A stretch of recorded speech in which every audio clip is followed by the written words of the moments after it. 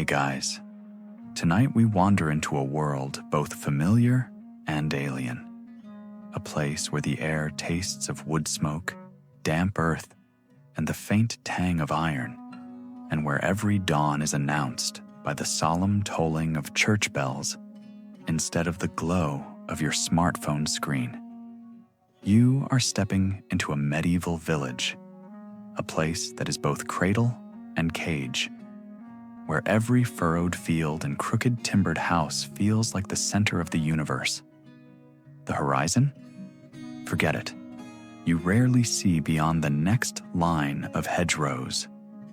It's the sort of place where your life expectancy is low, your daily bread is hard-earned, and yes, you probably won't survive this if you don't learn how to milk a goat or dodge a bad-tempered reeve.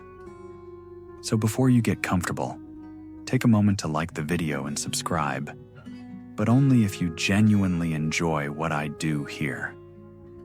And hey, let me know where you're watching from and what time it is. I always love seeing our little global village come alive in the comments. Now, dim the lights, maybe turn on a fan for that soft background hum, and let's ease into tonight's journey together. You trudge across a muddy path, your worn boots sinking slightly with each step. Around you, the village hums with life. Roosters crow, children chase each other past cottages with thatched roofs, and somewhere a blacksmith's hammer strikes iron with a rhythmic clang that feels like the heartbeat of the community. The village is no random scattering of homes. Its structure is deliberate, shaped by centuries of tradition and necessity. You pass a row of low wooden huts, each one built with wattle and daub, their walls smeared with clay to keep out the wind. A faint smell of manure drifts from the open field where oxen plow furrows, today's smell of productivity. In the distance, the Lord's Manor stands tall on a hill, not quite a castle, but commanding all the same, like a hawk watching the scurrying life below. Historians still argue whether these small manors were meant more as status symbols or as genuine fortifications. But to you, living in its shadow, the difference doesn't matter. It's simply there, unmovable, eternal. The green heart of the village comes into view, not just a patch of grass, but the communal soul. Here, sheep graze lazily, and gossip flows faster than ale. The air is alive with chatter. Who is courting whom? Whose bread rose too much or not enough? And whether the coming winter will be merciful. You hear the laughter of children playing a game that looks suspiciously like proto-soccer, using a stitched leather ball that has seen better days. A traveling peddler has set up a small display of trinkets, mirrors, combs, and a handful of tin rings, while a local woman haggles furiously over the price of salt. The villagers' lives are tightly bound to the cycles of nature. You can sense the tension between man and season in every glance. Spring means planting and hope. Summer is relentless labor under a burning sun. Autumn is a race against time to gather every last grain before the rains. And winter, well, winter is just survival. If you think you can stroll into medieval winter wearing a hoodie and sipping hot chocolate, think again. These people face cold that gnaws at your bones, soot-stained walls, and meals that taste of little more than cabbage and desperation. Step into a cottage, and you'll find a single smoky room with a hearth at its center, a space that doubles as kitchen, dining area, and family gathering place. A couple of rough benches and a wooden table hold the remnants of a meal. Dark rye bread, a smear of cheese, and perhaps a broth that's more water than flavor. The smoky air stings your eyes because chimneys are more of a suggestion than a guarantee here. It's a hard life, but there's an odd comfort to the simplicity. Everyone knows their place, their task, and their season. Despite these hardships, there's a strange warmth here. The sense of community is as tangible as the smoke rising from the cottages. Neighbors share tools, stories, and even sorrows. The midwife who helped deliver your neighbor's baby last week might also be the one mending your bruised pride when you spill ale at the festival. There's an unspoken agreement. No one survives alone here. And oh, the festivals.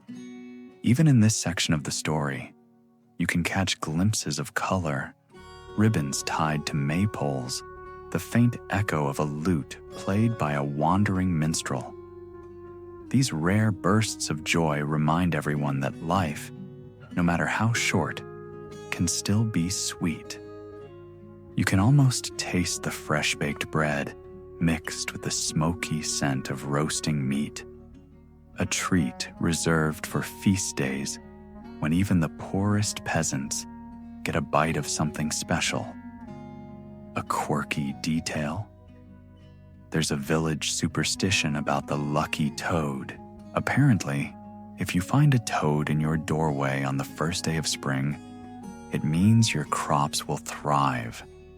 No one can explain why this is considered good luck. Frankly, you just hope it's not the same toad that hopped into the ale last summer. But no one dares ignore it. Superstition, faith, and hard work blend seamlessly here. Historians still argue whether these traditions were practical, spiritual, or simply psychological tools to keep a harsh life bearable. For the villagers, it doesn't matter. It's all part of their world, where the clang of the blacksmith's hammer, the toll of the church bell, and the whisper of wind through the fields weave together like threads of a single tapestry. As you stand on the green, the sun dips slightly, casting a warm glow on the cottages. The rhythm of the day slows, but the village doesn't sleep yet. Somewhere, a shepherd calls his flock home, his voice carrying through the cool evening air. You feel it, the pulse of this place. You are part of it now, like a thread woven into the tapestry of mud, sweat, laughter, and whispered stories. This is your new home, both comforting and confining, as if the very fields are whispering, "Welcome, but remember, you belong to us." Before night settles, a final glance reveals the entire microcosm at once. The manor silhouetted on the hill, the church spire catching the last light, smoke drifting from thatched roofs, and villagers leaning on wooden fences, swapping tales about the harvest. There's something oddly timeless about it all. As if you've stepped into a painting that has been waiting for centuries to be seen again. You start your morning with a gaze toward the hill, and there it is, the manor. It isn't just a building, it's a statement. Rising above the cottages, its shadow stretches like an unspoken rule across every path and field. The manor is the center of both protection and power. A place where your destiny is shaped, whether you're invited inside or not. You catch yourself squinting at its timber beams or stone walls, wondering what life might look like from those windows. Spoiler, it involves better food, fewer blisters, and an absurd amount of tapestries you'll never be allowed to touch. The lord of this manor lives like a hawk perched above the village, part benevolent guardian, part ruthless overseer. His reputation is whispered about in the green, half hero, half villain. Some villagers insist he protects them from bandits, wolves, and the chaos beyond the hedgerows. Others mutter that his taxes are as relentless as winter frost. draining every ounce of surplus, grain or coin. Historians still argue whether the feudal lord was more of a stabilizing influence or an oppressive figurehead. But for you, waking up to his steward's demands for labor or rent, the debate feels painfully one-sided. As you trudge closer, you notice the manor's details. Its heavy oak door is banded with iron, and the courtyard smells faintly of straw and roasting meat. A scent you won't find in a peasant's home unless someone is getting married, or more realistically, unless it's feast day and you're extremely lucky. Guards or retainers mill about, dressed in leather and chainmail. Their presence a silent reminder that this place operates on its own rules. Step out of line, and the manor's justice can be swifter than you'd like. Inside, life feels like a different planet. The grand hall is designed to impress, with its long tables, blazing hearth, and banners stitched with the family's crest. Feasts here are a mixture of local pride and social performance. You imagine the lord at the high table, sipping spiced wine from a goblet, while everyone else sits on rough benches lower down, trying to sneak an extra slice of bread. The divide is clear. Status is on display with every bite and every glance. The manor isn't just a home, it's also the village's administrative and legal center. Disputes over fields, theft, or family squabbles often end up here, with the lord or his bailiff acting as judge. There's a kind of drama to it. Neighbors accusing each other, fines being handed out, and sometimes public punishments that everyone remembers for years. Think of it as the medieval version of reality TV, only with fewer confessionals and more mud. A quirky tidbit? Manors sometimes had private chapels, and the lord's family would sit through mass in far more comfort than the peasants down in the village church. The pews might be cushioned, and the air filled with the smell of imported incense instead of damp straw. It's a reminder that even in spirituality, status had a front row seat. As you wander back down toward the village, the contrast hits you. Outside the manor walls, life is simple, noisy, and raw. Children splash in puddles, women haul buckets of water, and men return from the fields with mud clinging to their boots like a second skin. Yet the manor's influence stretches everywhere. The grain in the mill? A portion of it is owed to the lord. The blacksmith's iron tools? He pays in both labor and loyalty. Even the festivals on the green, full of music and dancing, are indirectly funded by the very system that keeps everyone in line. You can't help but think about the invisible threads tying you to this place. Your labor in the fields buys not just your survival, but also the feasts and luxuries up on the hill. Still, there's a grudging respect in the air. The manor may be heavy-handed, but without it, who keeps out the raiders? Who resolves disputes when tempers flare over the boundary of a cabbage patch? It's a delicate dance of protection and exploitation, and you're one of the many players. As dusk approaches, you glance back at the manor one last time. Its windows glow with the warmth of firelight, while smoke curls from the chimneys. The sight is oddly comforting and infuriating at once. You know the lord is likely dining on roast venison while you're left with your humble broth. But there's also the feeling that, at least for tonight, the village sleeps under a watchful eye. Whether that eye is kind or calculating is another question entirely. And maybe you're better off not knowing. You wake to the sound of bells, each chime rolling across the fields like a living voice announcing that the day belongs not to you, but to the rhythm of the village. The church calls everyone, every single soul, from the smallest child to the eldest elder. And it doesn't ask politely. This is the heart of your world, the pivot around which time itself seems to spin. In this village, the church is not just a building. It is the compass, the clock, the courthouse, and the voice that whispers about life after death when the fields turn silent. You trudge toward it as the dawn stretches across the horizon, a faint mist clinging to the ground. The air is cool, smelling faintly of wet earth and smoke from hearth fires still smoldering inside the cottages. The church rises ahead, modest in size but unshakable in presence.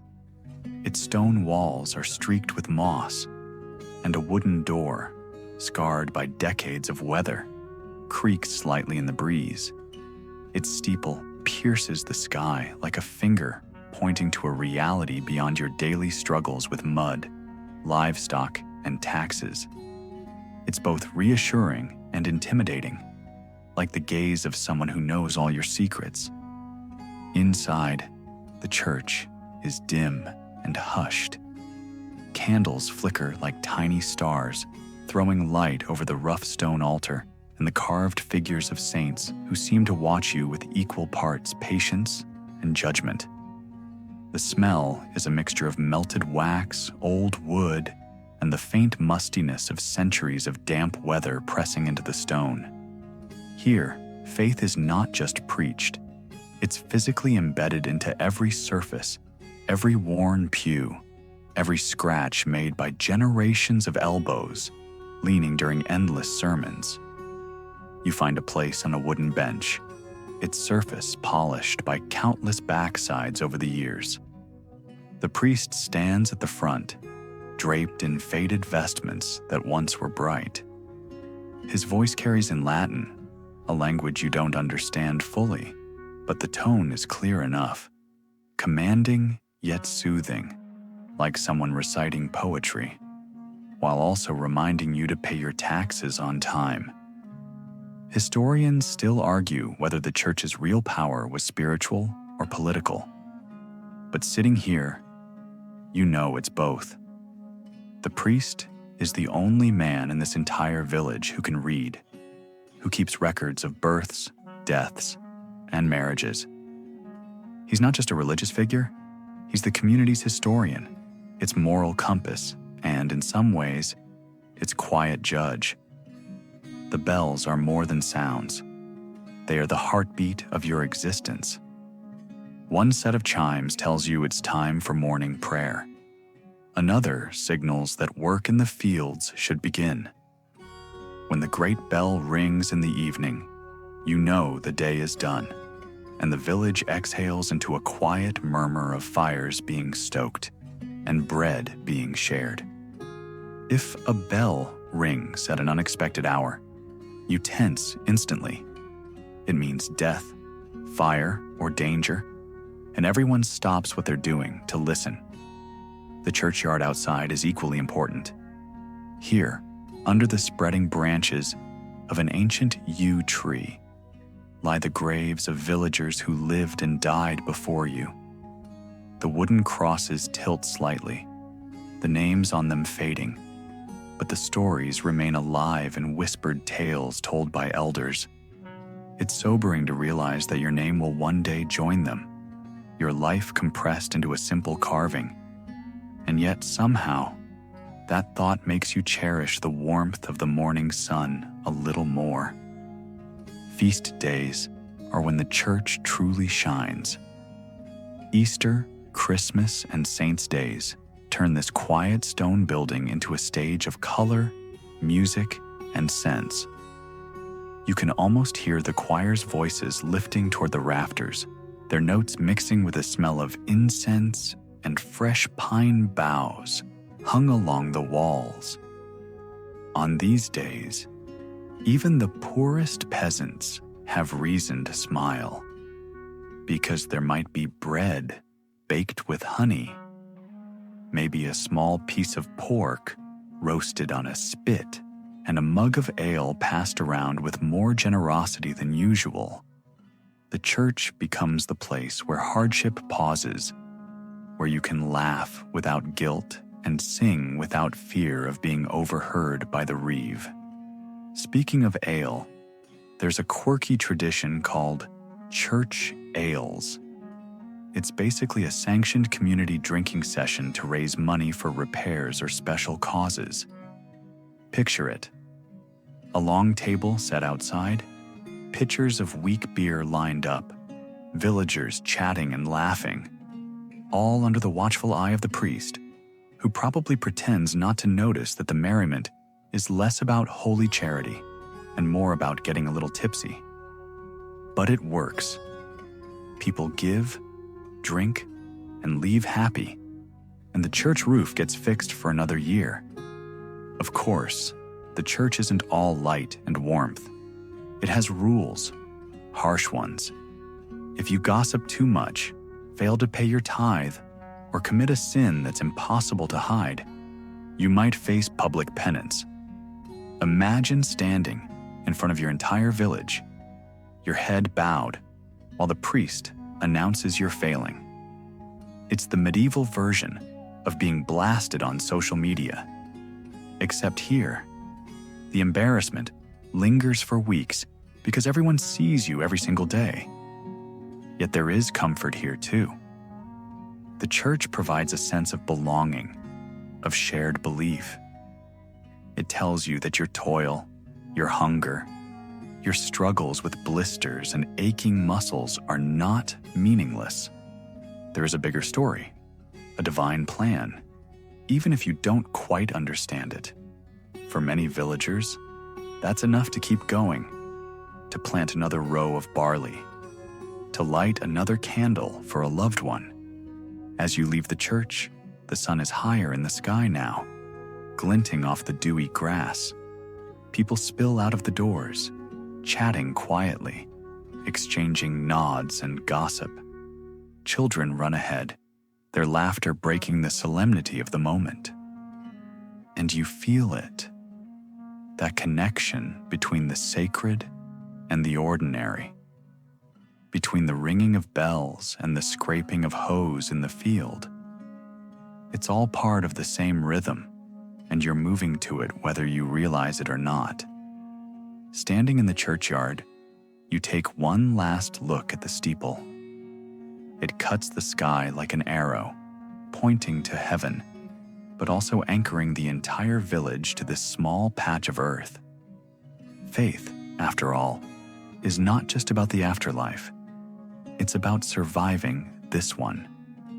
And in this village, the church makes sure you remember that every single day. You step out of the churchyard, and the seasons themselves seem to greet you. Life here is measured not by clocks or calendars, but by the shifting moods of the earth. Spring, summer, autumn, winter. Each season arrives like an uninvited guest that everyone must make room for.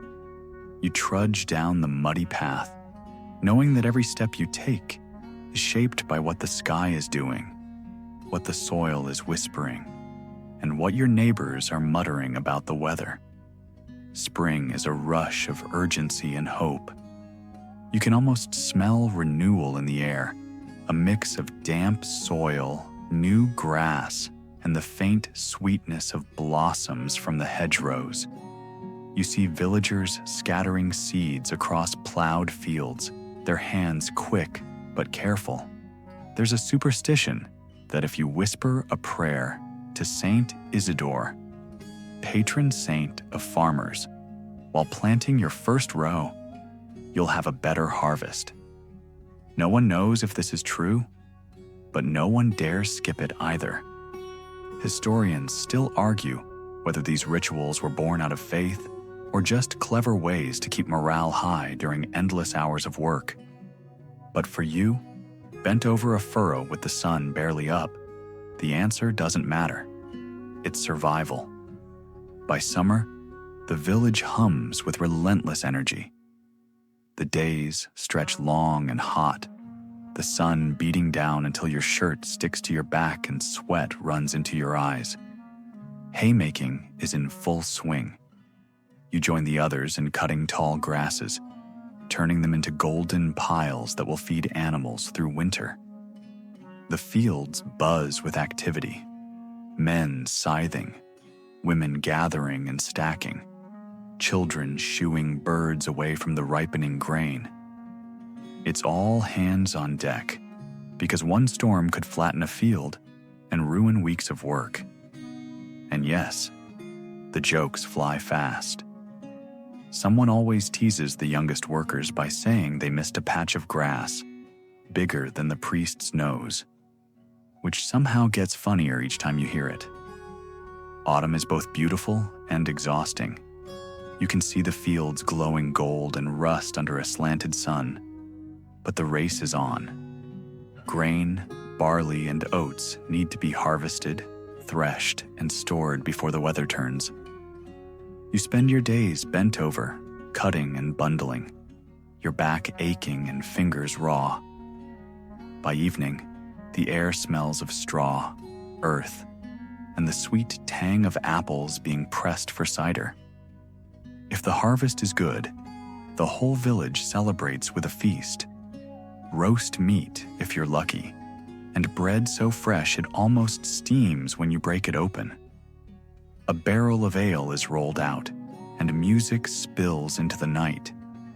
Even the Lord's steward might join in for a dance or two, pretending he's just one of the villagers for once. But winter is the great equalizer. When the first frost creeps over the fields, you can feel the mood of the village shift. Work doesn't stop, but it changes. You're no longer out plowing. Instead, you're tending animals in the barn, repairing tools by the fire, and praying you've stored enough food to make it to spring. The air inside cottages is thick with the smell of wood smoke, cabbage stew, and sometimes a whiff of damp wool drying near the hearth. It's cozy in its own way, but also claustrophobic. The nights are long, the days short, and the darkness presses against the windows like an unwelcome guest. When boredom sets in, you find yourself telling old stories or listening to the village storyteller recount tales of saints, dragons, or the time someone tried to use goat fat as a miracle cure. Spoiler alert, it didn't end well. A quirky fact? People believed certain tasks had to be done in specific seasons or risk angering supernatural forces. Planting beans on a Friday was considered bad luck, while weaving cloth during a waning moon was thought to bring misfortune. It's hard to say whether these ideas had any real impact, but they gave a sense of order in a world where weather and fate were unpredictable. You can't control the rain, but you can choose not to tempt the spirits by doing laundry on the wrong day. And honestly, who wants to mess with angry spirits when winter's already breathing down your neck? Historians still debate whether medieval peasants saw time as cyclical or linear. But walking through the seasons, you feel the cycle in your bones. Spring is birth, summer is youth, autumn is maturity, and winter is old age. And then, just when you think you can't take another week of dark mornings and frozen mud, the first buds of spring poke through, and the whole cycle starts again. It's exhausting and comforting all at once. There's a strange peace in this rhythm. You know what to expect, even if it's hard.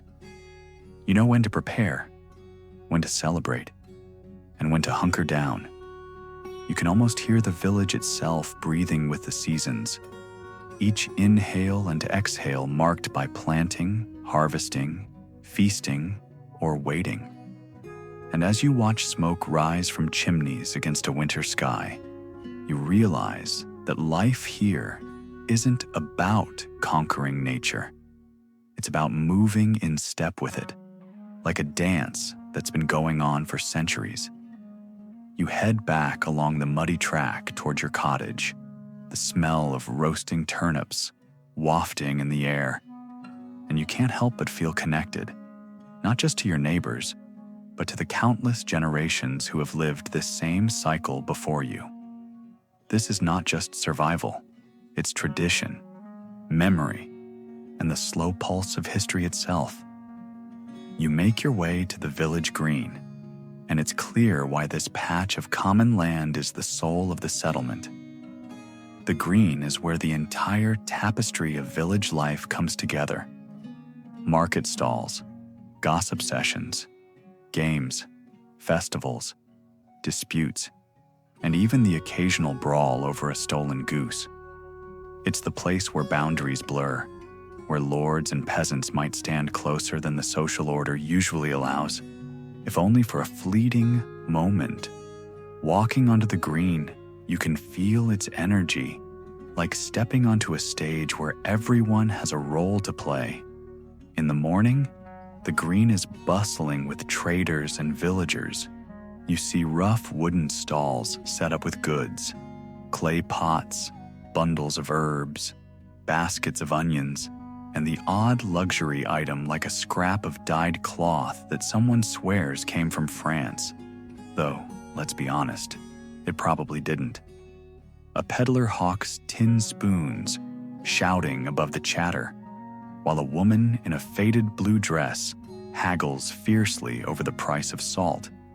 You can hear the rhythmic sounds of bartering, offers, counteroffers, and the occasional exasperated sigh. It's not just business, it's entertainment. Watching your neighbor argue over a single copper coin is better than most medieval plays. The children turn the green into their playground. They chase each other through the grass, their laughter mingling with the bleating of sheep grazing nearby. A group of boys kicks a leather ball stitched with rough cord, playing a chaotic game that has no rules other than don't lose the ball in the stream. One girl balances on a fallen log like it's a royal stage, pretending to be a queen, while the others cheer her on. It's not all fun, of course. When the reeve walks by, the kids scatter like startled birds, knowing he won't hesitate to assign them some small chore if they look too idle. The green is also the heart of the village rumor mill. You can't take 3 steps without hearing something whispered about someone's love life, someone else's brewing scandal, or the mysterious disappearance of a neighbor's chicken. Gossip here is more than idle chatter. It's a form of social control, shaping reputations and keeping everyone in check. There's always that one sharp-tongued older woman who seems to know every secret, and you can bet she'll casually mention that your firewood stack looks a little thin for the coming winter. Half warning, half judgment. Historians still argue whether the village green was more of a market space or a social hub, but the truth is, it's both. On market days, you see traders from other villages, sometimes even travelers from faraway towns. They bring exotic goods, honey from distant hives, bright-colored beads, or spices that smell strange and wonderful. You can't help but wonder how far these goods have traveled, and for a moment, you feel connected to a world far beyond your village hedges. Of course, you don't have the coins to buy most of it, but looking is free, and that's half the fun. Festivals transform the green into something magical. May Day, for example, is a riot of color and laughter. Ribbons twine around the maypole as people dance in patterns that feel as old as the hills. A fiddler plays a lively tune while others clap in time. Women bring out pies, loaves of fresh bread, and pots of ale, and the air smells of roasted meat and sweet honey cakes. For one day, you forget the mud on your boots and the aching in your back.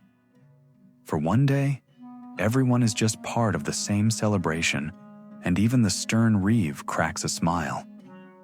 A quirky detail? The green often doubles as an informal courthouse. If there's a dispute, say, someone accuses their neighbor of stealing apples, people gather here to watch it unfold. The Lord Steward might step in, or sometimes the entire village weighs in with opinions. It's like a live medieval reality show, only with fewer confessions and a lot more shouting.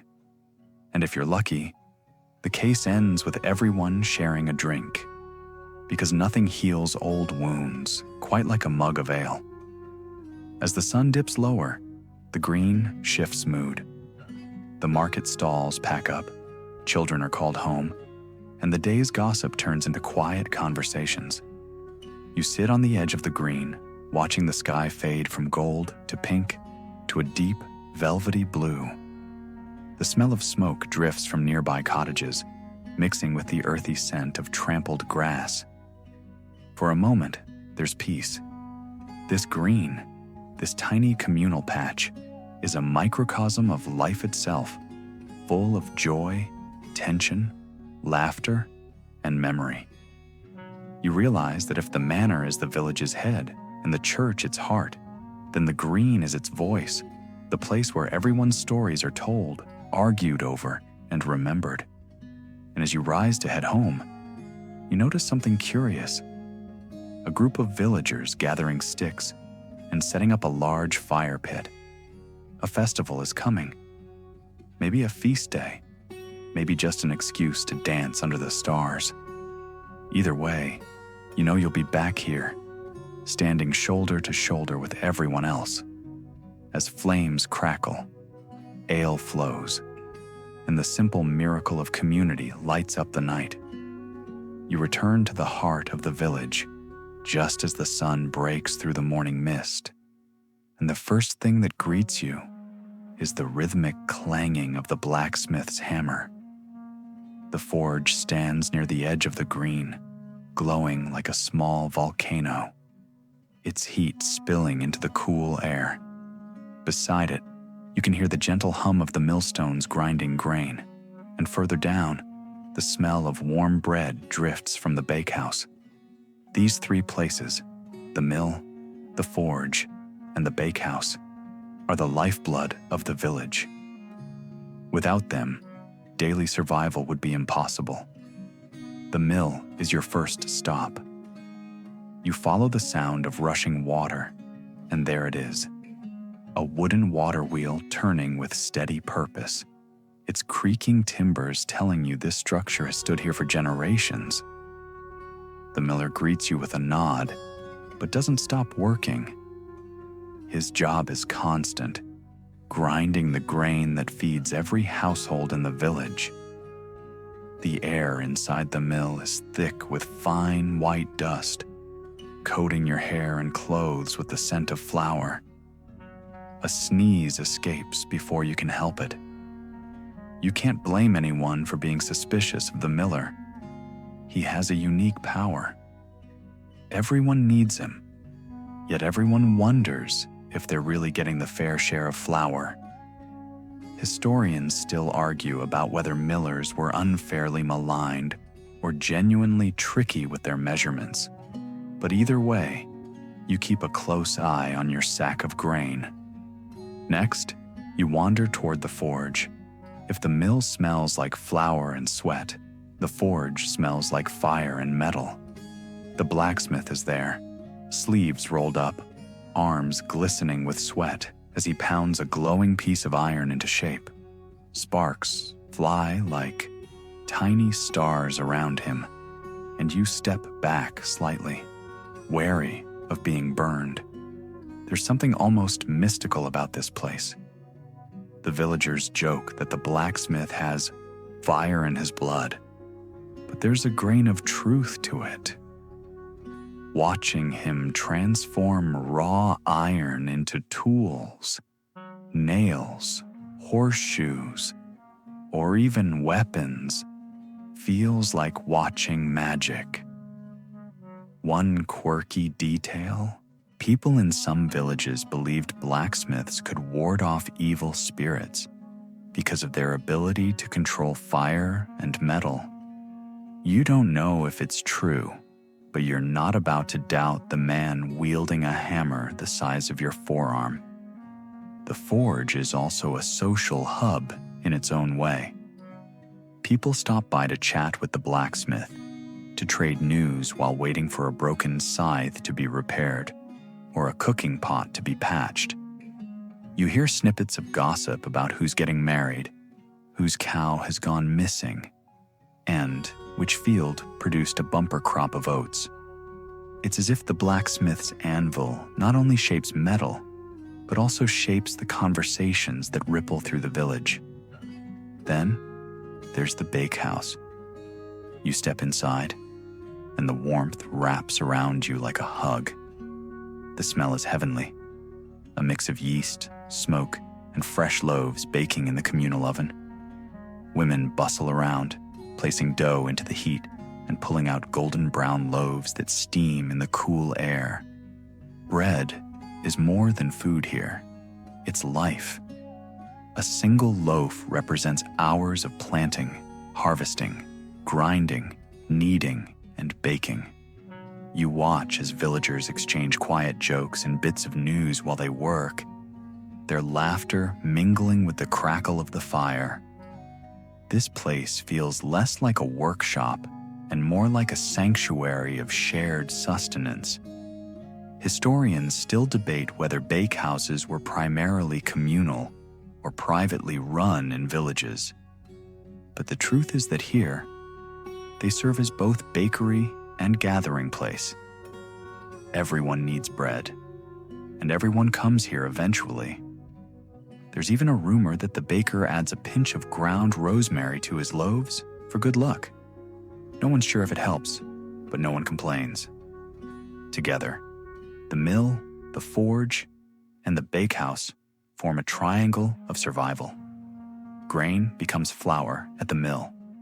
The blacksmith provides the tools to farm that grain. The bakehouse turns flour into the bread that fills your belly.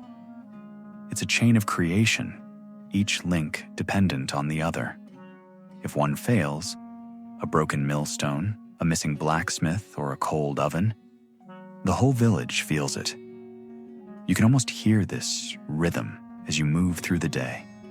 The grind of the millstones, the ring of the hammer, the hiss of bread crust cracking as it cools. There's something oddly comforting in this cycle. Sure, it's hard work. Backbreaking, repetitive, and sometimes downright boring. But it's also reliable. You know what to expect.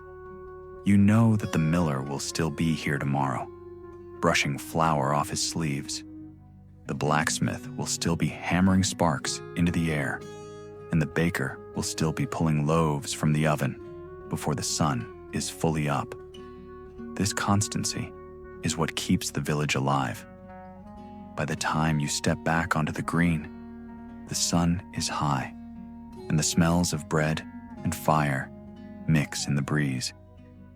You take a moment to look around at the busy scene, villagers moving between these three vital spaces like ants in a hive, each person playing a part. It's not glamorous, but it's the heartbeat of life here, steady and unyielding. You can't help but smile as you remember something an old man once told you. In a village, you'll know the truth about life by listening to three sounds: the turning of the mill, the ringing of the anvil, and the crackle of bread in the oven. When those sounds stop, life stops. Looking around now, you believe him. You wake early the next morning to the faint sound of a rooster, and before long, you notice the subtle choreography of village life unfolding around you. This place doesn't survive by accident. Every single role, from the reeve to the shepherd, is a cog in the wheel that keeps everything turning. You might think a village is just a handful of farmers scraping by, but spend one day here and you'll realize it's a carefully balanced ecosystem where everyone knows their part. Miss a beat and the entire rhythm stumbles. The reeve is the first figure you encounter. He's not quite a lord, but not just another villager either. His job is to act as the bridge between the manor and the people. And honestly, it's a thankless gig. You see him walking the fields with a ledger tucked under his arm, checking that the work is being done, that taxes are being collected, and that no one is trying to sneak an extra sack of grain past the miller. Historians still argue whether the reeve was respected or despised, but from the look of the villagers muttering under their breath as he passes, you can take a pretty good guess. Even so, when disputes arise, over field boundaries, grazing rights, or whose pig ate whose turnips, he's the one everyone grudgingly listens to. Then there's the herdsman. You spot him at the far edge of the green, staff in hand, calling to a dozen sheep with names that sound like a mix of ancient saints and odd pet nicknames. His job is solitary, but vital. Without him, livestock would scatter into the woods, or worse, into the jaws of wolves. His clothes are patched and muddy, but his knowledge of the land and its animals is second to none. You watch him guide the sheep with a mix of gentle calls and sharp whistles, the kind of communication only years of practice can forge. You get the feeling he's more comfortable talking to animals than to people. A few steps further, and you find the midwife's cottage, its roof low and its doorway hung with bundles of drying herbs. Inside, the midwife herself is preparing remedies, her hands moving quickly over bowls and jars filled with things you can't quite identify. She's both healer and confidant, someone who knows more about the women of this village than even their husbands do. Birth, illness, fever, she's the one called upon when the church's prayers feel a bit too vague and the local doctor is miles away. A quirky tidbit? Many believed midwives carried charms to protect newborns from evil spirits. Whether it's superstition or just good marketing, no one questions her skill. You can't ignore the blacksmith either, the man who turns raw metal into tools that keep the fields and homes functioning. We've met him before at the forge, but his role is so essential, it bears repeating. He sharpens plows, repairs hinges, and even crafts the nails that hold the manor's beams together. He's part craftsman, part problem solver, part local legend. If a plow breaks right before harvest, he's the one who saves the day. And you can bet he earns a mug of ale and a few stories told in his honor. As you continue wandering, you notice how children are woven into this network of labor. They chase birds from freshly seeded fields, haul buckets of water, and gather firewood. It's their version of school, learning by doing. And while they complain like kids do, you can see the pride in their eyes when they're praised for their efforts. This is how survival skills are passed down, not in classrooms, but in muddy fields and smoky kitchens. Historians still debate whether medieval villages were truly cooperative or simply endured a hierarchy out of necessity. But walking among these people, you can see it's both. Each role carries weight, and everyone knows that if one job fails, everyone pays the price. If the herdsman loses a cow, the village eats less. If the midwife falls ill, mothers and babies suffer. If the reeve fails to collect what the Lord demands, well, no one wants to imagine the consequences. There's humor here too. You catch a few jokes flying around as the villagers work side by side. Someone teases the reeve about his fancy shoes being caked in more mud than anyone else's. The blacksmith laughs about a chicken wandering into his forge, calling it the bravest night he's ever seen. These moments of levity are as important as the work itself.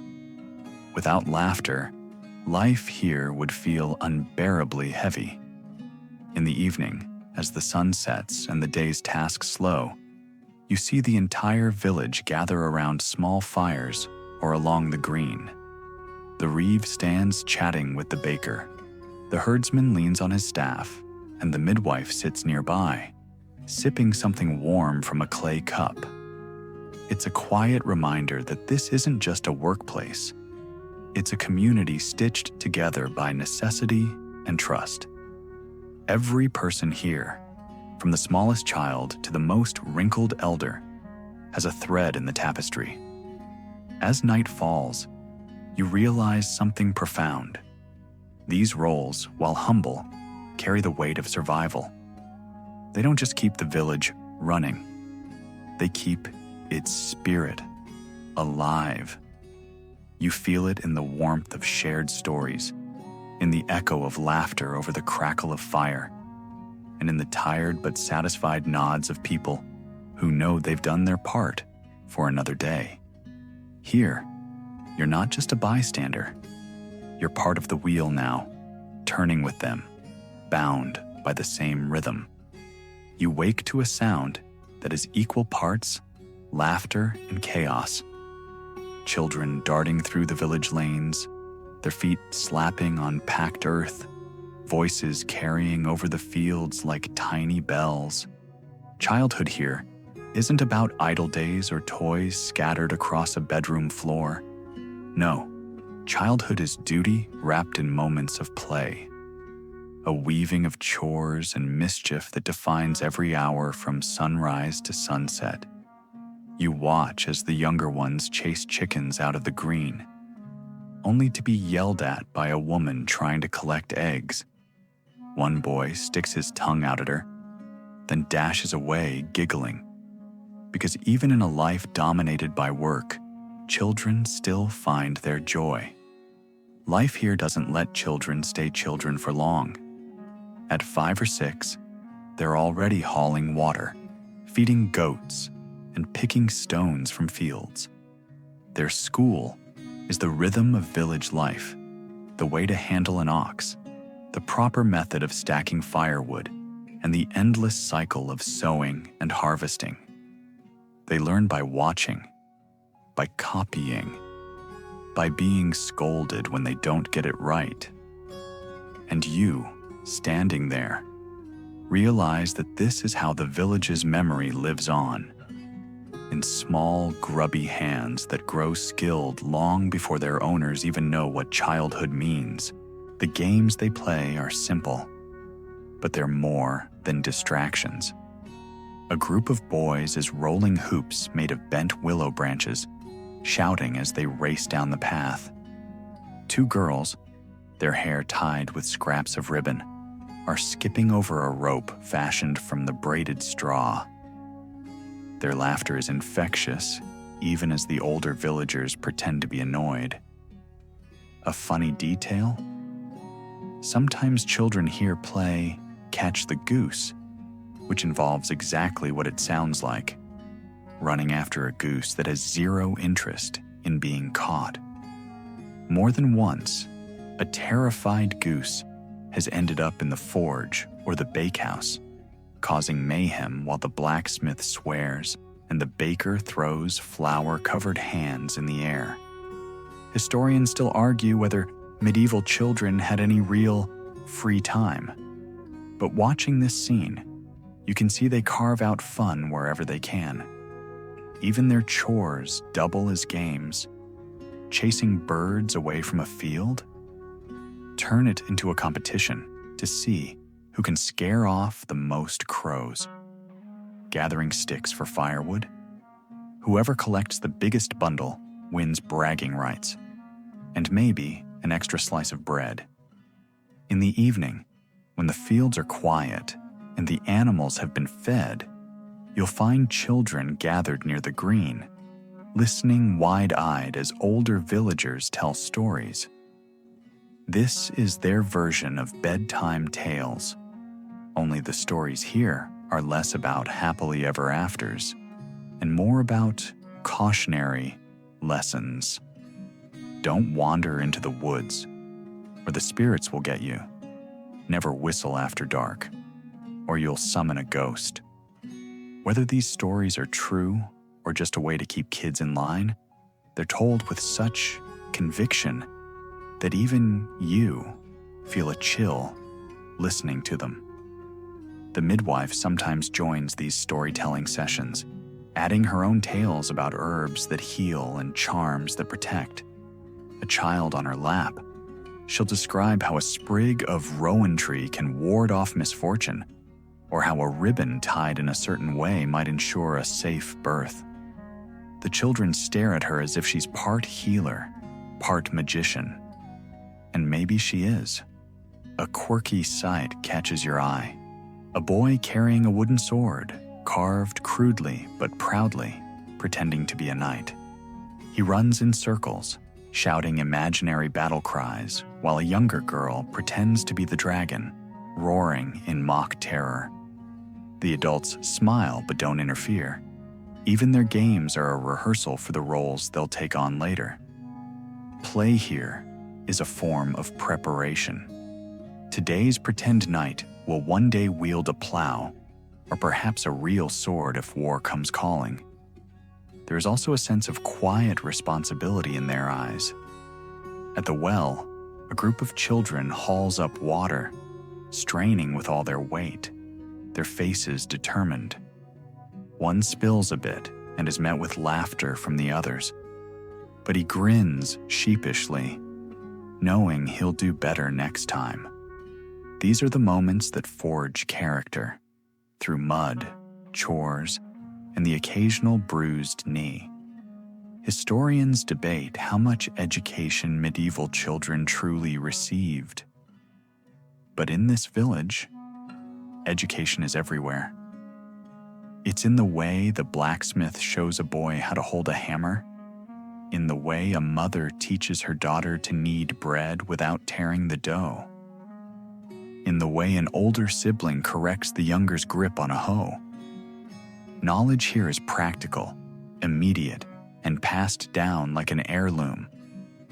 As night falls, the children gather near the bonfire at the center of the green. Sparks rise into the sky, and their faces glow with the light of stories, songs, and the promise of warm bread from the bakehouse. You sit nearby, watching them nod sleepily against their parents' sides, and it's hard not to feel the quiet beauty of it all. Their lives may be harder than any modern child's, but there's something deeply grounding about growing up so connected to family, to community, to the very soil underfoot. By the time the fire burns low, you see a boy yawning so wide you think his jaw might crack, while a little girl curls up with a scrap of blanket, soot smudged across her cheek. Tomorrow, they'll wake and start it all again. Chores, games, laughter, learning, and growing into the next generation of villagers who will carry these traditions forward. You wake to the smell of bread baking and the faint tang of smoke drifting from the bakehouse. But your stomach grumbles for more than just bread. Food here is both survival and celebration, a direct reflection of the seasons, the fields, and the animals that roam the village pastures. As you walk past the green, you notice a woman stirring a pot suspended over an open flame. its contents bubbling with a mix of barley, onions, and whatever scraps of vegetables are left from the garden. This is pottage, the staple meal of nearly every household. A humble stew that changes slightly each day, depending on what's available. Cabbage today, turnip tomorrow, and if luck is on your side, maybe a sliver of bacon or smoked fish. Food preparation begins at dawn and often lasts until dusk. You peek into a cottage and see a woman grinding grain with a small hand mill, her arms moving in a steady rhythm. Flour dust lingers in the air like mist, settling on her hair and the wooden table where bread dough waits to be kneaded. Bread is life here, but it's no fluffy white loaf. It's dense, dark, and chewy, often made with a mix of rye and barley. When paired with ale or thin broth, it becomes a meal in itself. And yes, you'll eat bread for breakfast, lunch, and dinner because, frankly, what else is there? Historians still debate how much meat peasants really ate. But in this village, meat is a rare treat. Chickens are kept for their eggs, pigs for breeding and eventual feasts, and cows for milk rather than slaughter. When you do see meat roasting, it's either a festival day or someone in the village has just bartered well with the Lord's steward.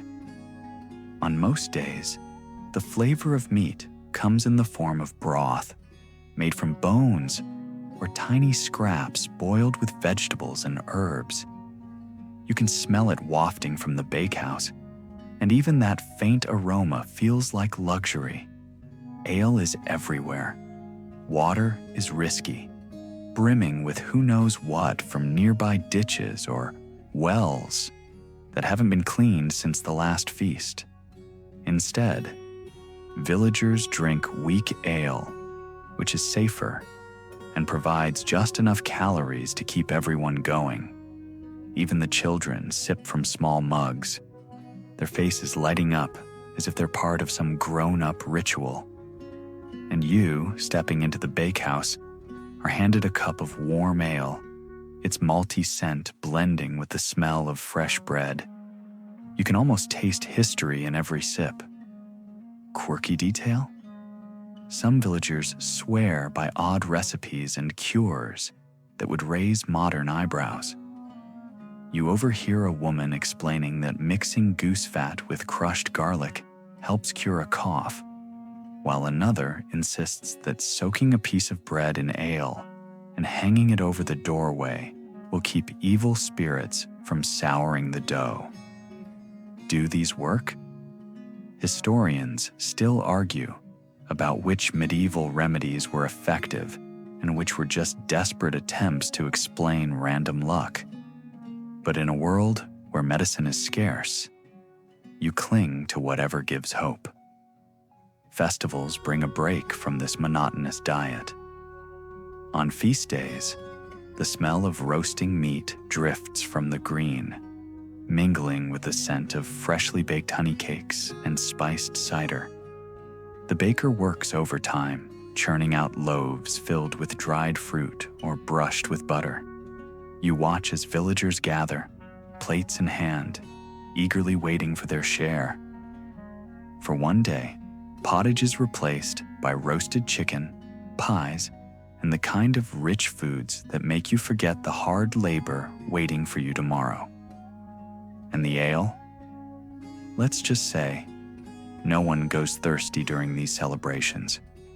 You see a family preparing their midday meal near the edge of the fields. The father stirs a pot, the mother kneads dough, and a child runs over carrying a bunch of wild herbs, proud of their foraging find. Wild garlic, nettles, and sorrel are common additions to meals, adding flavor to otherwise bland dishes. Sometimes, villagers even eat roasted chestnuts or hazelnuts gathered from nearby woods. It's a cuisine born from necessity, but there's a certain pride in making the most of what's available. Food isn't just about survival, it's also social glue. Sharing a loaf of bread or a pot of ale isn't just practical, it's an act of trust and friendship. If a neighbor's crop fails or a hunter returns empty-handed, others step in to share what they have. The idea of eating alone is almost unheard of here. Meals are noisy, communal affairs, filled with laughter, the clinking of wooden bowls, and the occasional joke about how someone's bread turned out harder than the blacksmith's anvil. As evening falls, the bakehouse becomes a warm haven. The air is rich with the scent of yeast, and the villagers gather to collect their loaves for the next day. You watch as people chat in line, trading stories about the day's work or the coming weather. A boy sneaks a hot crust, burns his fingers, and laughs as his mother pretends to scold him. There's something deeply comforting about this scene, something that feels timeless and unshakable. By the time you step outside, the stars are visible, and the smell of wood smoke mixes with the lingering sweetness of baked bread. You hold a loaf still warm from the oven, its crust rough against your fingers, and you can't help but feel that this simple, unadorned food is more than just sustenance.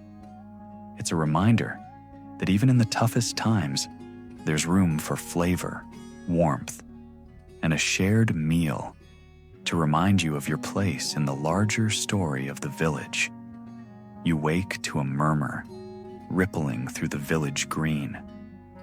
A small crowd is gathering near the manor's steward, and you realize today is market day. But this isn't just about trade. It's also the day when disputes are aired, judgments are made, and justice, such as it is delivered. Welcome to the Manor Court, the medieval version of both a town hall and a courtroom, where fairness sometimes takes a back seat to the Lord's interests. You wander closer, blending into the crowd, eager to see how this theater of justice unfolds. The Manor Court is not a grand building. It's simply held under a timbered awning or inside a large barn, depending on the weather.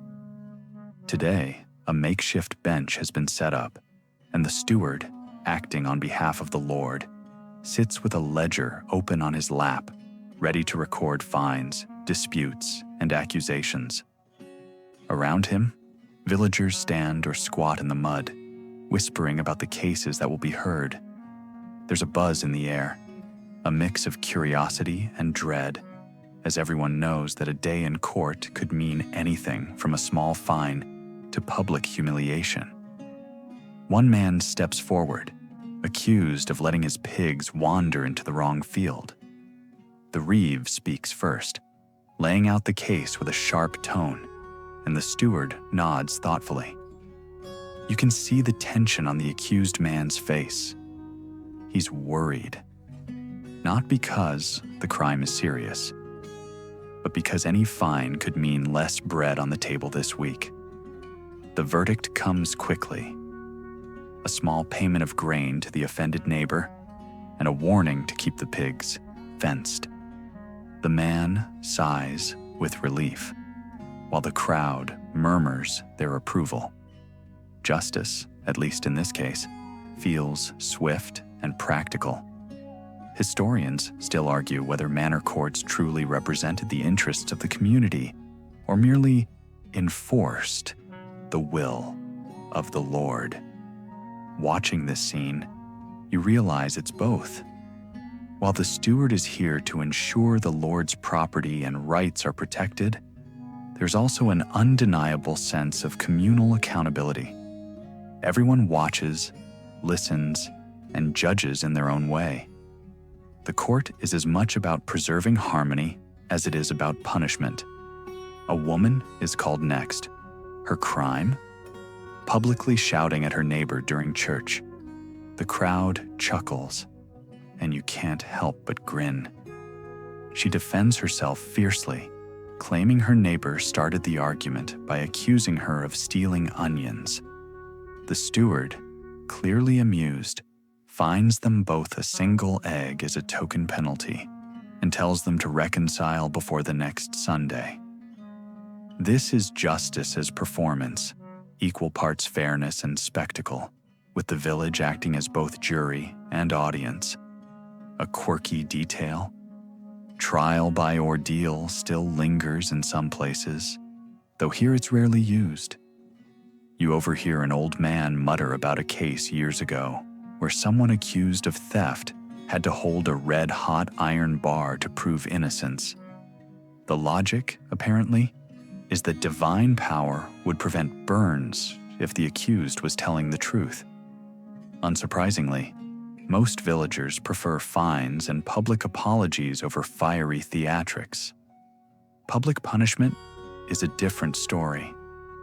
Stocks and pillories stand near the edge of the green, and while they're empty today, you've heard tales of men and women locked there, exposed to the jeers of their neighbors.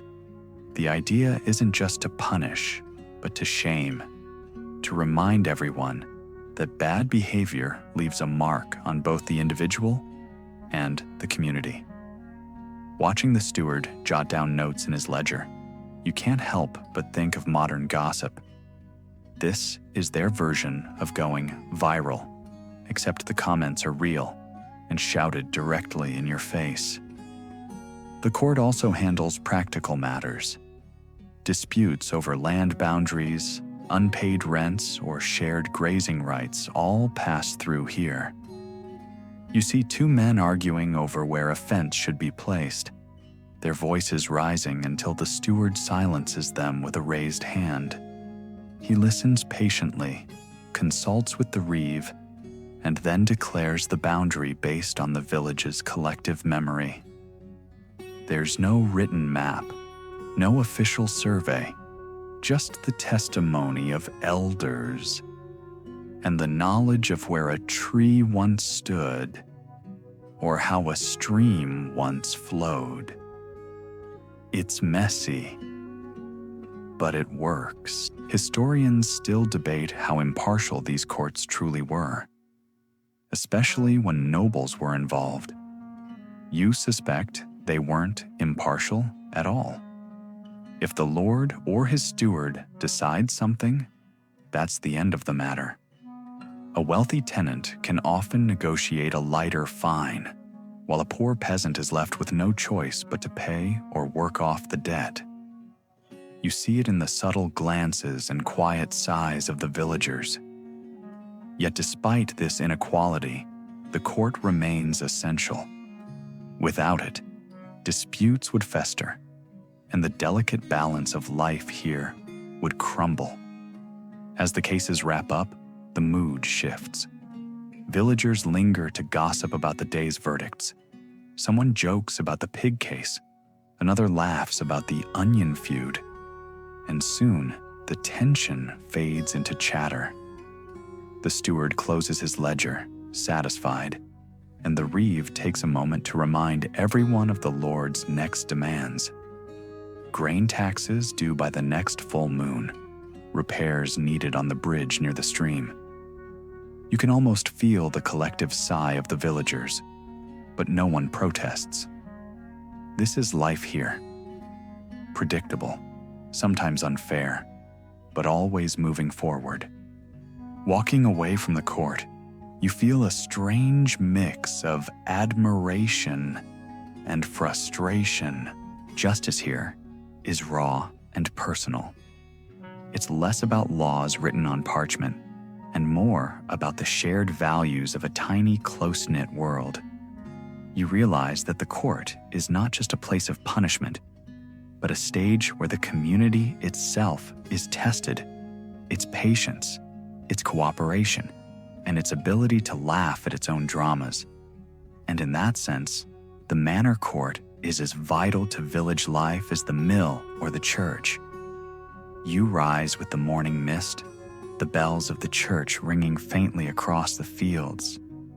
You can feel the invisible threads of belief and superstition weaving themselves into every step of daily life. Here, faith is not just a private matter, it is the backbone of the entire village. Every chore, every decision, every harvest is shadowed by a prayer, a blessing, or a whispered charm. You see a woman crossing herself as she scatters grain for her chickens, while another ties a small ribbon of red cloth on the doorframe of her cottage, just in case. And honestly, after seeing how unpredictable life here can be, you find yourself tempted to tie a ribbon too. The church stands as both guardian and judge. Its steeple catches the first light of dawn, rising above the cottages like a constant reminder of eternity. On feast days, the villagers gather with their best tunics and cloaks, faces scrubbed clean, children fidgeting beside their parents. Inside, the priest stands at the altar, his voice carrying in a language you barely understand but somehow feel. His sermons mix scripture with practical advice. Pray for good weather, avoid sinful gossip, pay your tithe. Historians still argue whether these services were more about control than faith, but the people here don't question it. The church offers both comfort and order, and that's enough. Superstition, however, creeps in through every crack. You overhear an older man muttering about a witch's curse after his cow refused to give milk. A young woman carries a pouch of herbs tied to her waist, claiming it will ward off evil spirits and bring luck during childbirth. Even the priest, though he'd never admit it, sometimes nods along when villagers talk about charms or talismans. It's as if faith and folklore live side by side, like siblings who argue but secretly depend on each other.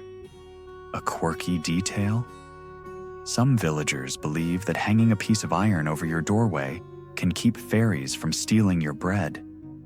Whether this is true or just a way to explain mysterious events, no one dares to test it. You watch as children mimic these traditions, tracing crosses in the air before eating or whispering little rhymes to protect their goats. It's not formal teaching. It's absorbed like the smell of smoke in their clothes. At night, when the green quiets, the stories come out.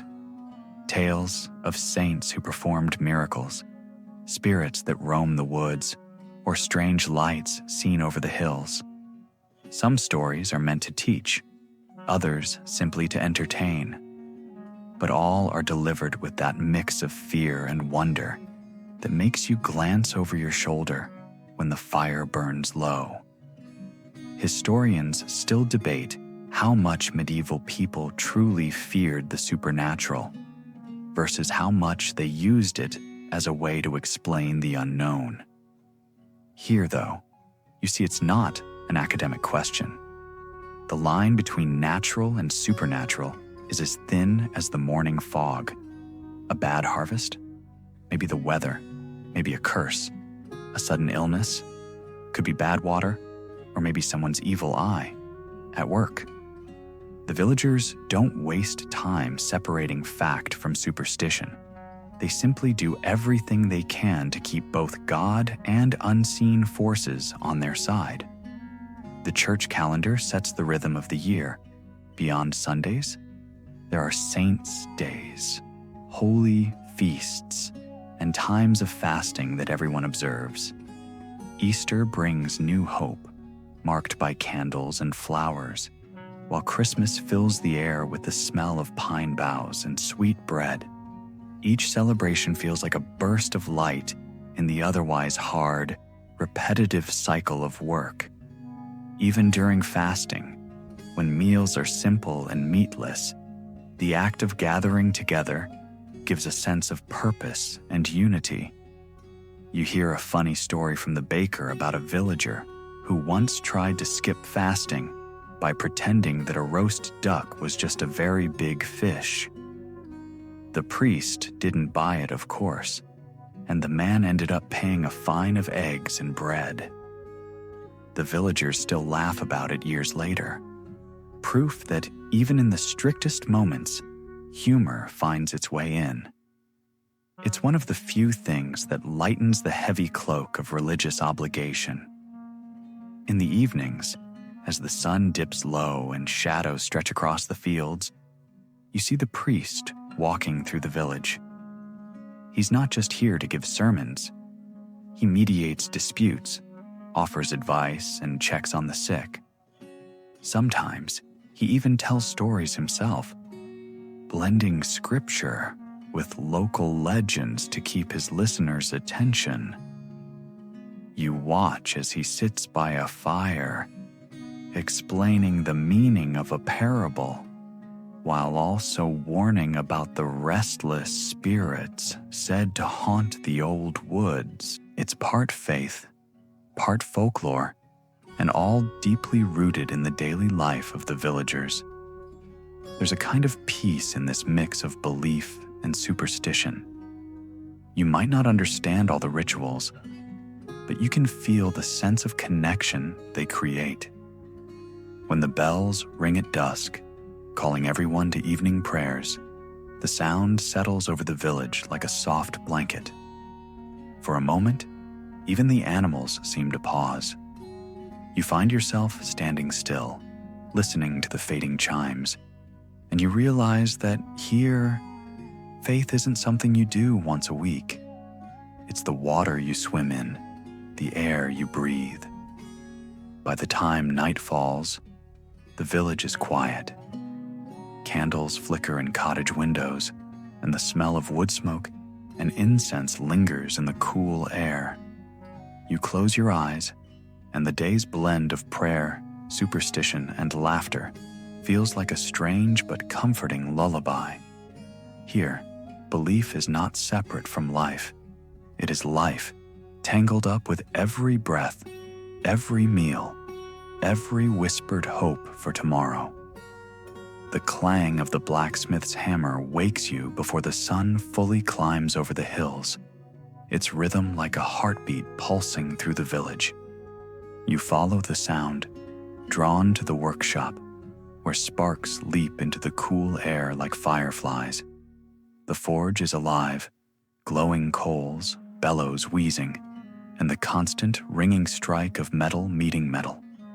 You step closer, the heat wrapping around your face like a wave. The blacksmith stands there, his arms dark with soot and sweat, shaping iron as if it were clay, transforming raw ore into tools that will keep the village fed and safe. Without him, no plow would slice the fields, no horseshoe would hold, no hinges would swing on cottage doors. His work is not just skill, it's survival. Historians still argue whether blacksmiths were considered artisans or something closer to sorcerers. But standing here, you can understand why some people whispered about magic. Watching him coax glowing metal into a curved blade feels like witnessing alchemy. Each strike is a promise of harvests, of repair, of continuity. As he lifts the piece into a bucket of water, steam bursts upward with a hiss, smelling faintly of iron and smoke. The sound alone feels like a secret incantation. A quirky detail? Some villagers toss small herbs, like rosemary or sage, into the forge while the blacksmith works, believing the smoke will bless the tools with luck and strength. No one laughs at this. Superstition and craftsmanship blend seamlessly here. Next, you wander to the carpenter's workshop. It's quieter, but no less impressive. Shavings curl from freshly planed wood, the scent of oak and pine hanging in the air. The carpenter is working on the frame of a new cart, his tools sharp, his movements patient. Each beam he shapes, each joint he carves, will hold together under the weight of grain sacks and firewood.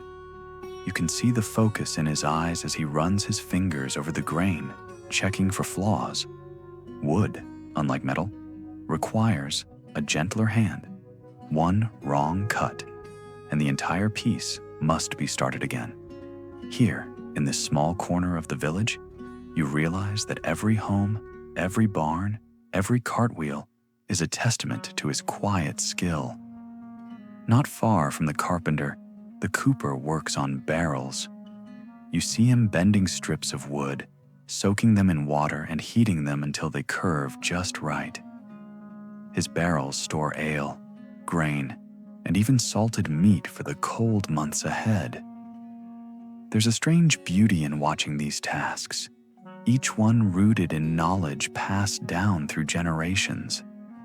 Historians still debate how much innovation truly happened in small villages. But when you see a cooper fit a lid perfectly, or a carpenter shape a door hinge without a single nail, you realize that tradition itself is a form of innovation, a slow, deliberate mastery refined over centuries. As the day warms, you hear the faint creak of the mill turning. You follow the sound and find the miller, his face dusted white like a ghost of flour. The air inside the mill is thick with powder, making every breath taste faintly of grain. The massive stones grind endlessly, fed by sacks of wheat and barley. The miller checks the flour with experienced hands, rubbing it between his fingers to judge its texture. Some villagers mistrust him, joking that he's too good at making flour vanish into his pockets. But they also know they can't survive without his work. He is as essential as the blacksmith, the carpenter, or the baker. Without flour, there is no bread, and without bread, there is no life. A quirky moment makes you smile. A little girl runs into the mill carrying a handful of wildflowers, placing them on the windowsill as an offering to keep the flower spirits happy.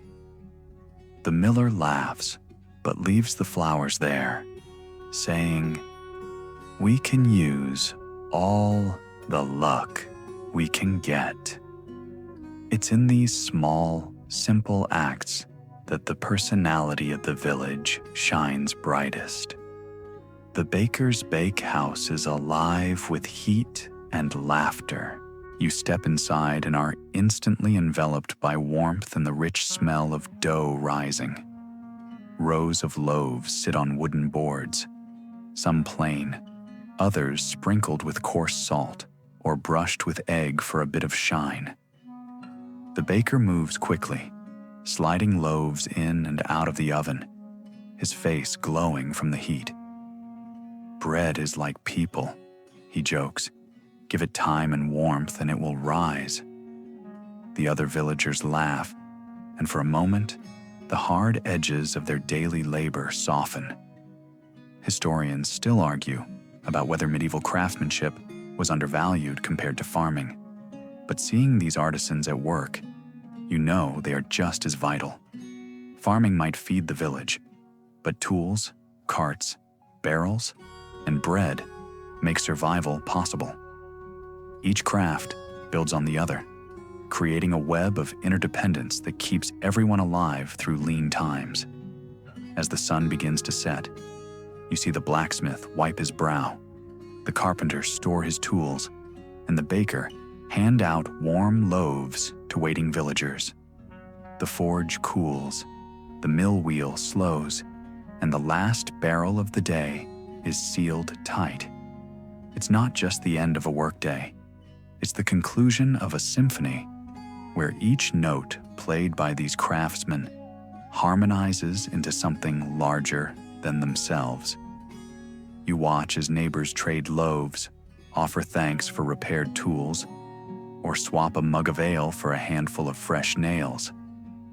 There's a satisfaction here, a sense that every task, no matter how small, matters. As night drapes over the village, the glow from the forge and bakehouse fades, replaced by the soft flicker of candlelight in cottage windows. You hear laughter drifting from the green, where the day's work is already turning into shared stories. The tools are set aside, but the sense of community built through these crafts lingers like the scent of fresh bread and smoke. You realize that while the fields may provide sustenance, it's the blacksmith, carpenter, cooper, and baker who give the village its backbone, and maybe even its soul. The first frost clings to the edges of the fields as you wake, and the village feels different, slower, heavier, as if every breath is wrapped in the cold air. The seasons have shifted into late autumn, and all around you, preparations for winter are underway. Winter isn't just a season here, it's a looming presence, a test of how well the community has planned, stored, and endured. You can feel the urgency in every movement. Firewood being stacked, grain being stored, tools being repaired by the forge before the ground freezes solid. You watch as families gather in the fields for the final harvest. It's a flurry of motion. Men swinging scythes, women bundling the last sheaves of grain, children collecting stray stalks like little scavengers. The air is alive with the sounds of labor, thudding, scraping. The rhythmic hiss of breath from people who know this work means the difference between comfort and hunger. There's no room for laziness now. Every single ear of wheat, every last turnip counts. A few laughs ripple through the workers when someone stumbles in the mud, but even the humor is laced with exhaustion. Inside the cottages, preparations take another form. Herbs are hung to dry above the hearth, meats are salted or smoked, and barrels of ale are sealed tightly for the long months ahead. The smell of wood smoke mixes with the tang of cured meat and the sweetness of stored apples. You step into a cottage and find a mother teaching her daughter how to mend a wool cloak, her fingers moving nimbly with the needle. "This will have to last through the snows," she says, her tone both firm and tender. Here, every scrap of cloth, every worn boot is patched and repatched, nothing wasted. Historians still argue about whether medieval villages were truly self-sufficient or relied heavily on trade.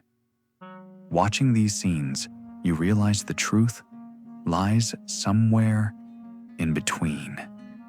The villagers work tirelessly to provide for themselves, but there's always someone walking to the next town for extra salt, honey, or even a few nails from a traveling peddler. Winter survival is a communal affair. No household can afford to go it alone. You wander to the green and find a group of men chopping wood, their axes rising and falling in a steady rhythm. The sound of splintering logs echoes across the village, accompanied by the sharp scent of fresh-cut pine. A boy, barely 10, struggles with a small bundle of kindling, his face red from the effort. One of the men ruffles his hair and says, "You'll be splitting these logs yourself next year." The boy grins, proud despite the strain. It's moments like this that show how the rhythm of work isn't just about survival. It's about teaching the next generation what it means to live in harmony with the seasons. A quirky tradition comes to mind. Villagers here believe that the first fire lit on the day of the winter solstice should be kindled with wood from an unburned log. Saved from the previous year, they say it brings good fortune and keeps evil spirits from creeping through the chimney. Whether it works or not, no one dares break the tradition. You see an older woman carefully setting aside a particularly thick log for that very purpose, muttering a blessing under her breath. As the days grow shorter, the mood shifts. The green, once bustling with trade and gossip, grows quieter. People spend more time indoors, gathered around the hearth, mending tools or telling stories. You step into one home and find 3 generations seated together: grandparents, parents, children, passing the evening with tales of saints, brave knights, and mischievous spirits that haunt the woods. The fire crackles, casting shadows on the walls, and you feel the intimacy of this world. Life is harsh, but it is also deeply connected, each story weaving the villagers tighter together. Historians still debate how much leisure time medieval peasants had, but watching them, you see that their leisure is practical. Storytelling isn't just entertainment. It's a way to pass down history, lessons, and warnings. A grandmother tells her grandchildren about the harsh winter of her youth, when snow buried the fields and food ran dangerously low. "We survived," she says, "because we helped one another." Her voice is steady, but her eyes glisten with memory. As the first true frost sets in, you notice changes in the air. Smoke hangs thicker, the earth smells sharper, and the nights are eerily silent. The village begins to retreat into itself, preparing for the isolation that winter brings. Even the animals seem to sense the shift. Cows are kept closer to the barn. Hens no longer wander freely, and the village cats curl themselves tighter near the warmth of hearth fires. A few villagers believe that animals can see spirits during winter nights, and one man swears his dog once barked at a shadow that wasn't there. When the first snow finally falls, it's both beautiful and foreboding. The white blanket smooths over every track, every furrow in the fields, making the village look almost peaceful. Children laugh as they run outside, trying to catch snowflakes on their tongues, while adults watch with quiet concern. Snow means cold, and cold means hardship unless the woodpile is tall enough and the food stores are deep enough. You can sense the unspoken calculations in everyone's eyes. As evening falls, you sit by a fire in one of the cottages, a mug of warm ale in your hands. Outside, the wind whistles through the trees, but inside, the warmth is almost overwhelming. Someone starts humming a song, an old tune about the turning of the seasons, and soon others join in. The melody is soft, a little melancholy, but it fills the room like a shared heartbeat. In this moment, you understand something vital. Survival here isn't just about food or fire. It's about connection, about holding each other close through the long, dark nights.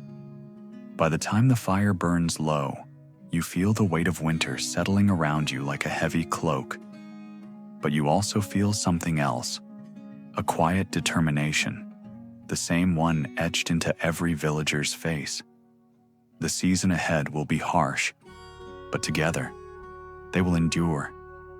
And as you sip the last of your ale, you realize that in this world, endurance is more than survival. It's a kind of faith. You wake to the crisp bite of winter air, sneaking through the cracks of a wooden shutter, and for a moment, the world feels silent and frozen.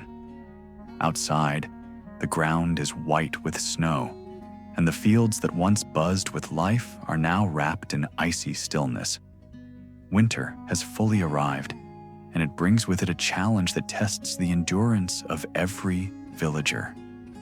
There's no planting, no harvesting, no bustling market, only the daily grind of surviving the cold months with whatever has been carefully stored and prepared.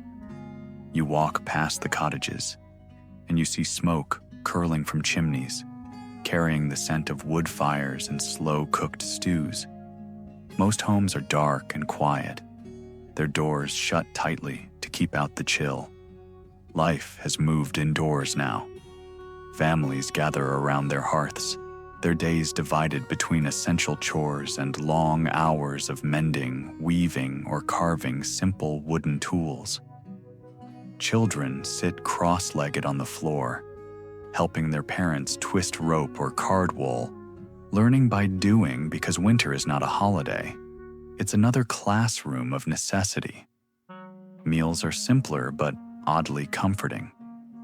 You see a pot of pottage bubbling in nearly every home, a mix of root vegetables, dried beans, and scraps of meat or fat if luck allows. The bread is harder now, baked days earlier and softened by dipping it into the stew. A cup of ale or a watered-down cider accompanies every meal, not for luxury, but because water drawn from the well tastes sharp and stale in the cold. Historians still argue whether winter diets led to malnutrition among peasants. But looking at the modest portions on these wooden tables, it's clear that every bite is rationed with care. You wander to the green, now silent under its blanket of snow. The space that once rang with laughter, gossip, and the calls of traders is transformed into a quiet, white field where even footsteps seem hesitant. The stocks and benches sit deserted, their wood frosted over, like artifacts from another time. Yet, there's a strange beauty here too.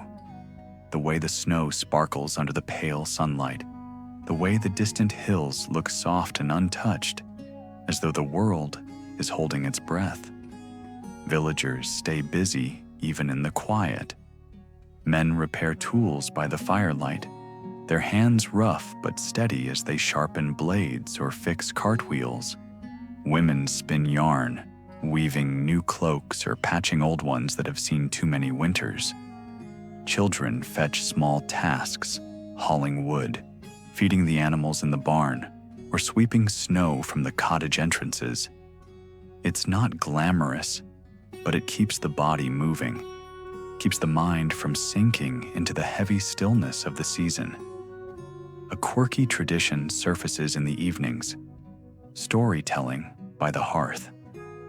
You step into one cottage, and the firelight throws dancing shadows on the walls as the family gathers close. An elderly man, his voice crackling like the logs, tells a tale about a brave knight who fought a dragon.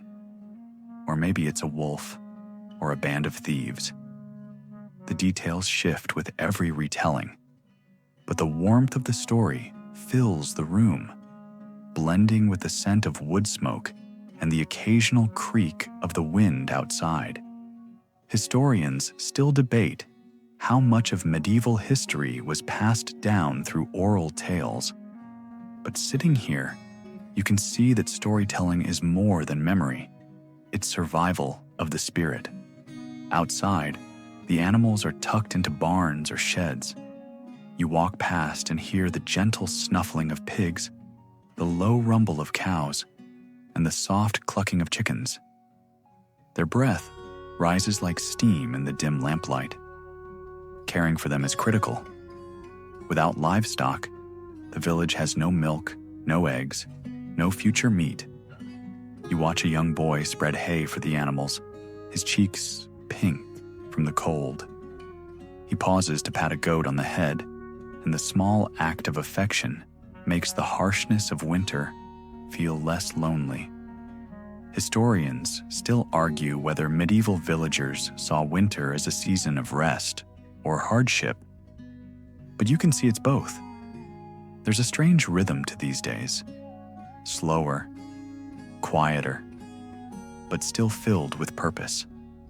Tasks like repairing clothing or preparing new tools feel almost ceremonial, as if each completed chore is a defiant statement against the cold. Festivals break the monotony. You hear rumors of a Yule feast coming soon, when villagers will gather in the manor hall or around a massive fire on the green to to share whatever treats they can spare. Roast goose, honeyed cakes, maybe even a rare jug of spiced wine. For a night, laughter will echo across the snow. Songs will rise into the cold air, and the hardships of winter will feel distant, if only briefly. It's not just about celebration. It's about reminding everyone that life continues, even in the darkest months. As the evening deepens, you find yourself drawn to a cottage where the fire is burning bright. The family welcomes you in, offering a slice of dense bread and a bowl of steaming broth. The warmth hits you like a wave, thawing your fingers and softening the chill that settled in your bones. Around the fire, they talk about the coming spring, how they'll plant the first seeds, how the fields will turn green again. It's a reminder that winter is not forever, that even in the coldest night, the promise of renewal is just beyond the horizon. When you step back outside, the stars are sharp and clear, scattered across the sky like silver coins. The snow crunches under your boots as you make your way through the quiet streets. There's a sense of stillness, but also of resilience, as though the entire village is holding steady against the cold, waiting patiently for the earth to wake again. The days feel longer now, though the sun rises late and sets early, casting the village in shades of gray and gold. You wake to the sound of distant bells and the faint creak of cartwheels on frozen ground. Today is market day, and even in winter, the green transforms into a lively hub where villagers exchange goods, barter news, and catch up on the latest gossip. Wrapped in layers of wool and patched cloaks, people trudge from their cottages, baskets slung over their arms, their breath misting like smoke in the cold air. You step onto the green and see the scene unfold, a mosaic of color and motion against the white snow. A woman sells baskets woven from reeds collected last autumn, her hands moving quickly as she repairs a handle for a customer. Nearby, a man offers salted fish laid out on rough wooden boards. The sharp scent cutting through the crisp air. Children hover around the bread stall, eyes wide as they stare at the honey cakes the baker has saved for special occasions. It's not just a market. It's the social heartbeat of the village, where everyone gathers not just to trade, but to see and be seen. Bartering is an art form here. You watch as a farmer offers a sack of turnips in exchange for a pair of new iron nails from the blacksmith. Another villager trades a bundle of firewood for a jar of honey, carefully guarded through the cold months. Coins are rare, used sparingly, and only when barter fails. Historians still argue whether this economy was efficient or limiting, but standing here, you can see its strength. It builds trust, forces negotiation, and keeps everyone invested in each other's survival. A quirky scene catches your eye. An old man with a cart full of geese is loudly arguing with a woman over the proper price for one bird. She claims the goose is too thin. He insists it's as plump as the Reeves' pride. The crowd laughs, and eventually, they settle the matter with an exchange of apples, 2 loaves of bread, and a promise that the woman's son will help mend the old man's fence come spring. Here, deals are sealed not with contracts, but with handshakes and goodwill. The green also serves as the village news center. As you wander through the crowd, you catch snatches of conversation. Talk of a neighboring village suffering from illness, rumors about a traveling peddler selling foreign spices, whispers of a wolf spotted near the woods. Information flows here as freely as trade, and sometimes it's more valuable than the goods themselves. A woman leans close to you and warns, "Don't buy salt from that man. He waters it down." Whether it's true or not, you find yourself nodding and smiling, caught up in the warmth of communal chatter. Historians still debate how connected medieval villages were to the wider world, but watching this market, you can see threads stretching far beyond the hedgerows. A traveling merchant stands at one end, his cart filled with trinkets and fabrics dyed in colors brighter than anything local. He tells tales of towns and cities where the streets are paved with stone and markets run every day. Whether he exaggerates or not, his stories leave the villagers wide-eyed, their imaginations sparked by the thought of a world bigger than their own. The green is more than commerce. It's a stage for life. A fiddler plays a lively tune near the center, his bow dancing across the strings as children spin and twirl, their laughter ringing like bells. A group of young men challenge each other to a game of kicking the bladder, a rough version of ball play that ends with someone slipping on the icy ground and landing with a laugh. For a brief moment, the hardships of winter fade, replaced by music, laughter, and the smell of roasting chestnuts from a nearby fire. As the day wears on, disputes occasionally break out. You see the reeve step in when two men argue over the weight of a sack of grain.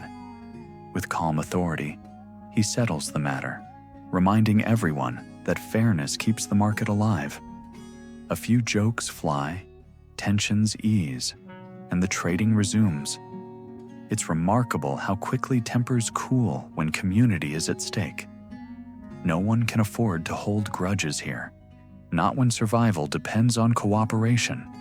By the time the sun begins to set, the green is a patchwork of trampled snow and muddy footprints. Stalls are packed away, carts loaded, and villagers head home with their trades, baskets of flour, bundles of firewood, small parcels of dried herbs. The fiddler plays one last song, slower and softer now, as if to gently close the curtain on the day's performance. You watch as the merchant tips his hat, promising to return when the roads thaw in spring. Walking back through the village, the sounds of the market still echo in your mind. The laughter, the haggling, the music. It strikes you that the market is more than just survival. It's the village's heartbeat, pumping life, color, and connection into the long winter days. Even in the coldest months, this gathering reminds everyone that they are part of something larger than their own cottage walls, a web of trade, trust, and shared stories. As you step into the warmth of a nearby cottage, bread tucked under your arm, you realize that today's trades will feed more than just bodies. They've fed the spirit of the village, strengthened the bonds that will carry everyone through the dark weeks ahead. The days grow colder, but the village refuses to fall silent. You wake to the sound of hammering and laughter, and when you step outside, you see why. Today is not just another day of work. A festival is brewing. The green, blanketed by snow, is being transformed into a place of color, light, and warmth. Villagers bustle about, carrying armfuls of firewood, decorating poles with ribbons, and setting up makeshift tables for the coming feast. In the distance, you can already smell spiced ale simmering and hear the faint notes of a fiddle warming up for the night's music. Festivals are the soul of this community, as vital as bread and fire. They are the moments when time seems to pause, when the relentless cycle of toil and hardship gives way to joy. You watch as a group of women spread out cloths to display pies, roasted nuts, and honey cakes. Their chatter is lively, punctuated by bursts of laughter, and you can see the pride in their faces.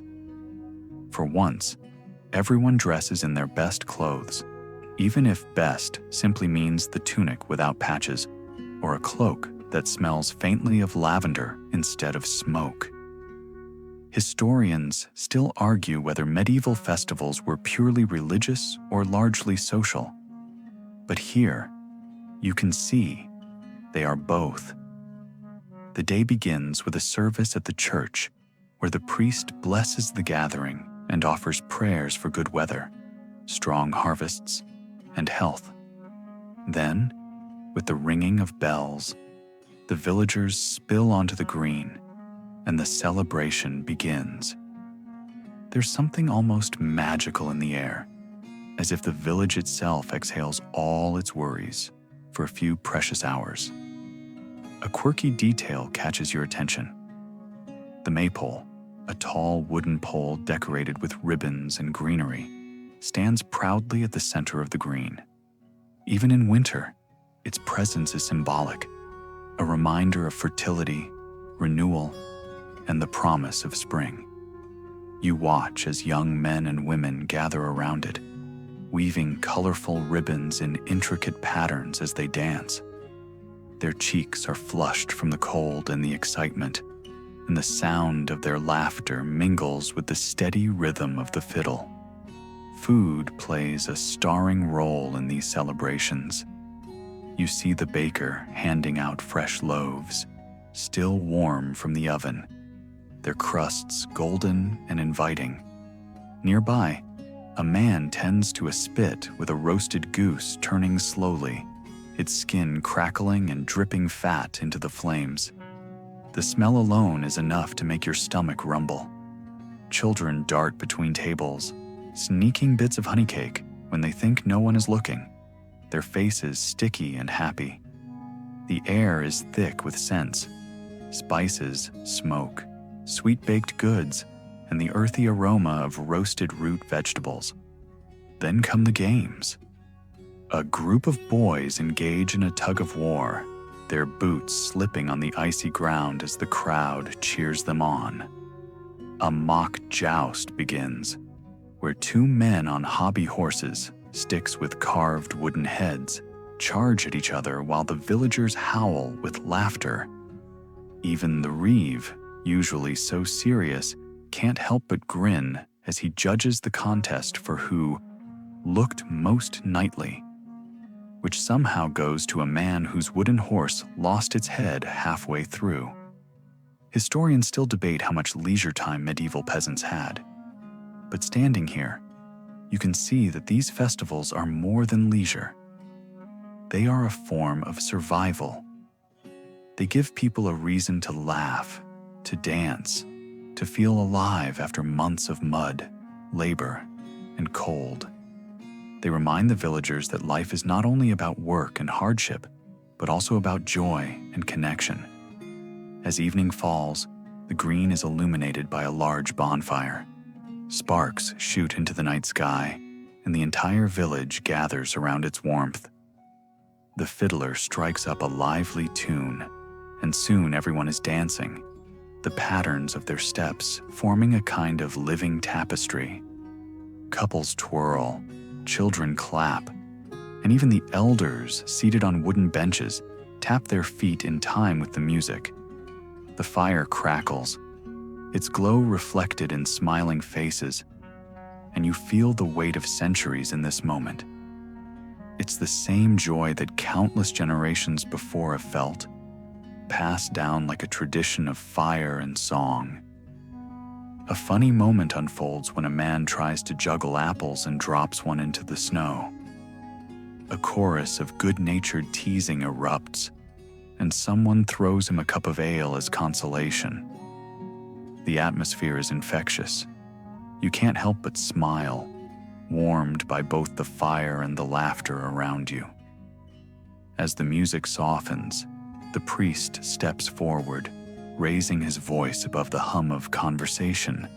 to offer a blessing for the coming weeks. Everyone bows their heads, the firelight casting shadows that dance across the snow. Then, in a moment of shared silence, you realize what makes these festivals so powerful. They're not just celebrations of the present, but promises of the future. They tell everyone here that no matter how harsh the winter or how uncertain the harvest, life will keep going, and joy will always find a way to return. The night winds down with a final round of songs, old ballads that speak of heroes, lost loves, and battles fought long ago. The villagers sing together, their voices weaving through the cold night air like threads of memory and hope. You stand there, feeling the warmth of the fire on your face, the vibrations of music in your chest, and you know that this festival, like all the others before it, will linger in the villagers' hearts long after the fire burns low. The bonfire embers are still glowing faintly on the green when the reality of life in a medieval village returns the next morning. Festivals are brief, fleeting moments of joy, but the rhythm of work never stops. You wake to the sound of footsteps outside, men heading to the fields, women gathering water from the well, children sweeping snow away from barn doors. The celebration is over, and the village, like a well-trained army, resumes its relentless march toward survival. Your steps take you toward the open fields beyond the cottages, and here the structure of village life reveals itself in a patchwork of narrow strips, each one belonging to a different family. This open field system is both clever and frustrating. Instead of each farmer having one large piece of land, the plots are scattered like puzzle pieces, forcing cooperation and preventing any one family from monopolizing the richest soil. Historians still argue whether this arrangement fostered community spirit or simmering resentment. But standing here, you can see both sides. The peasants work shoulder to shoulder, sharing oxen and tools. Yet, you catch them giving side-eye when someone's plowing a little too close to the neighbor's strip. The work is relentless. Even in winter, when the ground is too hard to plow, there are still tasks: mending fences, repairing carts, and planning for spring. You see a man greasing the wooden wheels of his cart with animal fat, muttering about how one wrong move on frozen roads could splinter the wood. Nearby, women hunch over baskets, weaving ropes from hemp fibers, their fingers red and chapped from the cold. Children, too, are drafted into this endless cycle. A boy is chasing birds from a grain store, while his sister carries a bucket of water nearly as big as she is, her breath puffing white in the frosty air. A quirky moment catches your attention. One farmer has carved a small charm out of wood, a figure of a plowman with a cheerful grin, and tied it to his ox's yoke for good luck in the fields. He swears it helps keep the ox from getting stubborn. Whether it's true or just a way to feel in control of unpredictable animals, you can't help but smile at the sight of this tiny guardian bobbing with each step. As you walk, you notice the quiet hum of barter and cooperation. Tools are shared between families, one man lending his iron-tipped hoe in exchange for help stacking firewood later. Food, too, is exchanged. A pot of beans for a wedge of cheese, a bundle of hay for a jar of honey. Historians still debate whether this barter system left villagers vulnerable to shortages, but here, the interdependence feels like a strength. Everyone knows who owes what, and debts are repaid not with coins, but with time, labor, and favors. The fields themselves are the lifeblood of this place, yet they are also unforgiving. The soil can turn to mud with just one day of rain, swallowing boots and wheels alike. You see the marks of past harvests etched into the ground, furrows frozen in place like scars. And yet, these fields also hold promise. Even now, in the dead of winter, people talk about the planting to come. Barley on the north field, wheat on the south, one man says, as if reciting a prayer. Planning for the future is as much a ritual as the prayers in church. You pass a group of women gathered near the well, talking in low voices as they haul water. They're discussing a family that's struggling. One of the men fell ill, and the others are pitching in to help with his tasks. There's a strong sense of collective responsibility here. If one household fails, the entire village feels it. You catch a woman saying, "We all drink from the same well. We must all fill it." It's both metaphor and truth, a reminder that survival is communal. Historians still argue whether medieval villagers lived in constant fear of hunger, but watching them now, you realize fear isn't the right word. It's vigilance. Every action, from repairing a fence to patching a tunic, is done with the future in mind. Winter might be quiet, but it's also a time for preparing, for strengthening the bonds that will see everyone through spring planting. As the day winds down, the fields take on a golden hue under the setting sun. You stand at the edge of the green, watching villagers return home. The blacksmith walks by, wiping soot from his hands, followed by the baker, carrying a fresh loaf for his family.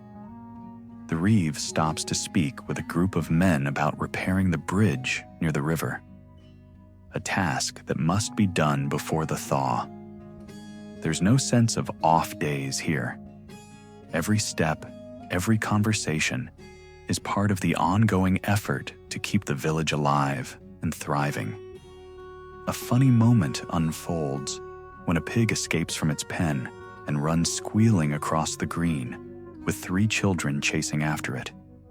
Their laughter echoes through the cold air as the pig zigzags wildly, slipping on patches of snow. It's a reminder that even in the grind of daily life, humor finds its place. Villagers pause from their work to watch, chuckling, before someone finally grabs the pig and returns it to its pen with a mock scolding. Smoke rises from chimneys, and the cottages glow faintly with firelight. You hear the murmur of conversations, the clink of wooden bowls, and the low hum of someone singing a simple tune. There's a strange beauty to it all, a balance between hardship and contentment, between the individual and the collective. You feel the pulse of this village not just in its work, but in its ability to endure together. By the time you return to your own spot by the fire, the sky is thick with stars, and the chill of the fields lingers in your clothes. You sip a bit of ale, letting the warmth spread through you, and you realize something profound. This life, though hard and unyielding, has its own kind of richness. It's a richness found not in coins or luxuries, but in shared bread, shared laughter, and shared resilience.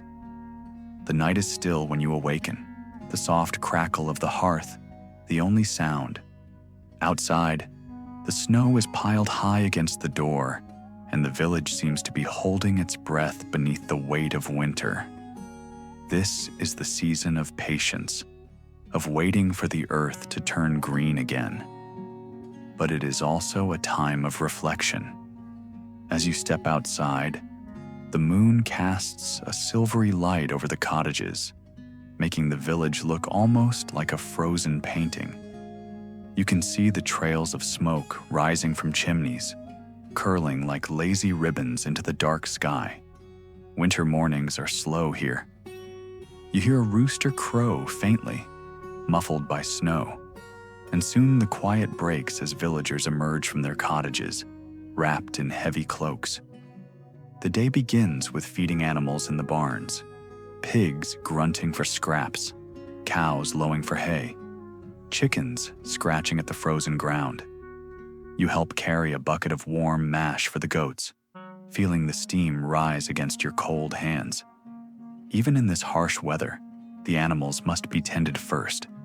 They are lifelines for milk, eggs, and the occasional meat that keeps the village alive. Inside the cottages, the routines are equally steady. Bread dough is kneaded in the warmth of the kitchen, and pots of broth simmer over the fire. Children sit nearby, their cheeks flushed, spinning wool or learning to carve simple wooden toys. Historians still argue whether medieval winters offered more leisure time or simply different kinds of work. But watching these families, you realize there's no such thing as true rest. Winter simply shifts the labor from the fields to the hearth. Mending clothes, sharpening tools, weaving baskets, and preserving what's left of last autumn's harvest. A quirky custom reveals itself as you pass one house. A sprig of holly tied to the doorframe, its green leaves bright against the snow. The woman who lives there swears it wards off misfortune and invites good luck for the coming year. Another neighbor, more devout, mutters that holly is half pagan, half Christian, but she hangs it anyway, just to be safe. You smile at this mixture of belief and practicality. In a world this uncertain, no charm is too small to ignore. The day moves with a quiet rhythm. You see a group of men repairing a broken sled, their breath clouding the cold air as they joke about who will pull it down the hill first once it's fixed. A boy tries to sneak onto the sled, only to be chased off with laughter. Moments like these, small bursts of humor, are the lifelines that keep spirits high when the days are short and the nights are long. Even the reeve, usually so stern, cracks a smile when the boy hides behind him, claiming official protection. Historians still debate whether winter festivals were more about faith or simply about breaking the monotony of the cold. In this village, you see both. Tonight, the villagers are preparing for a midwinter feast.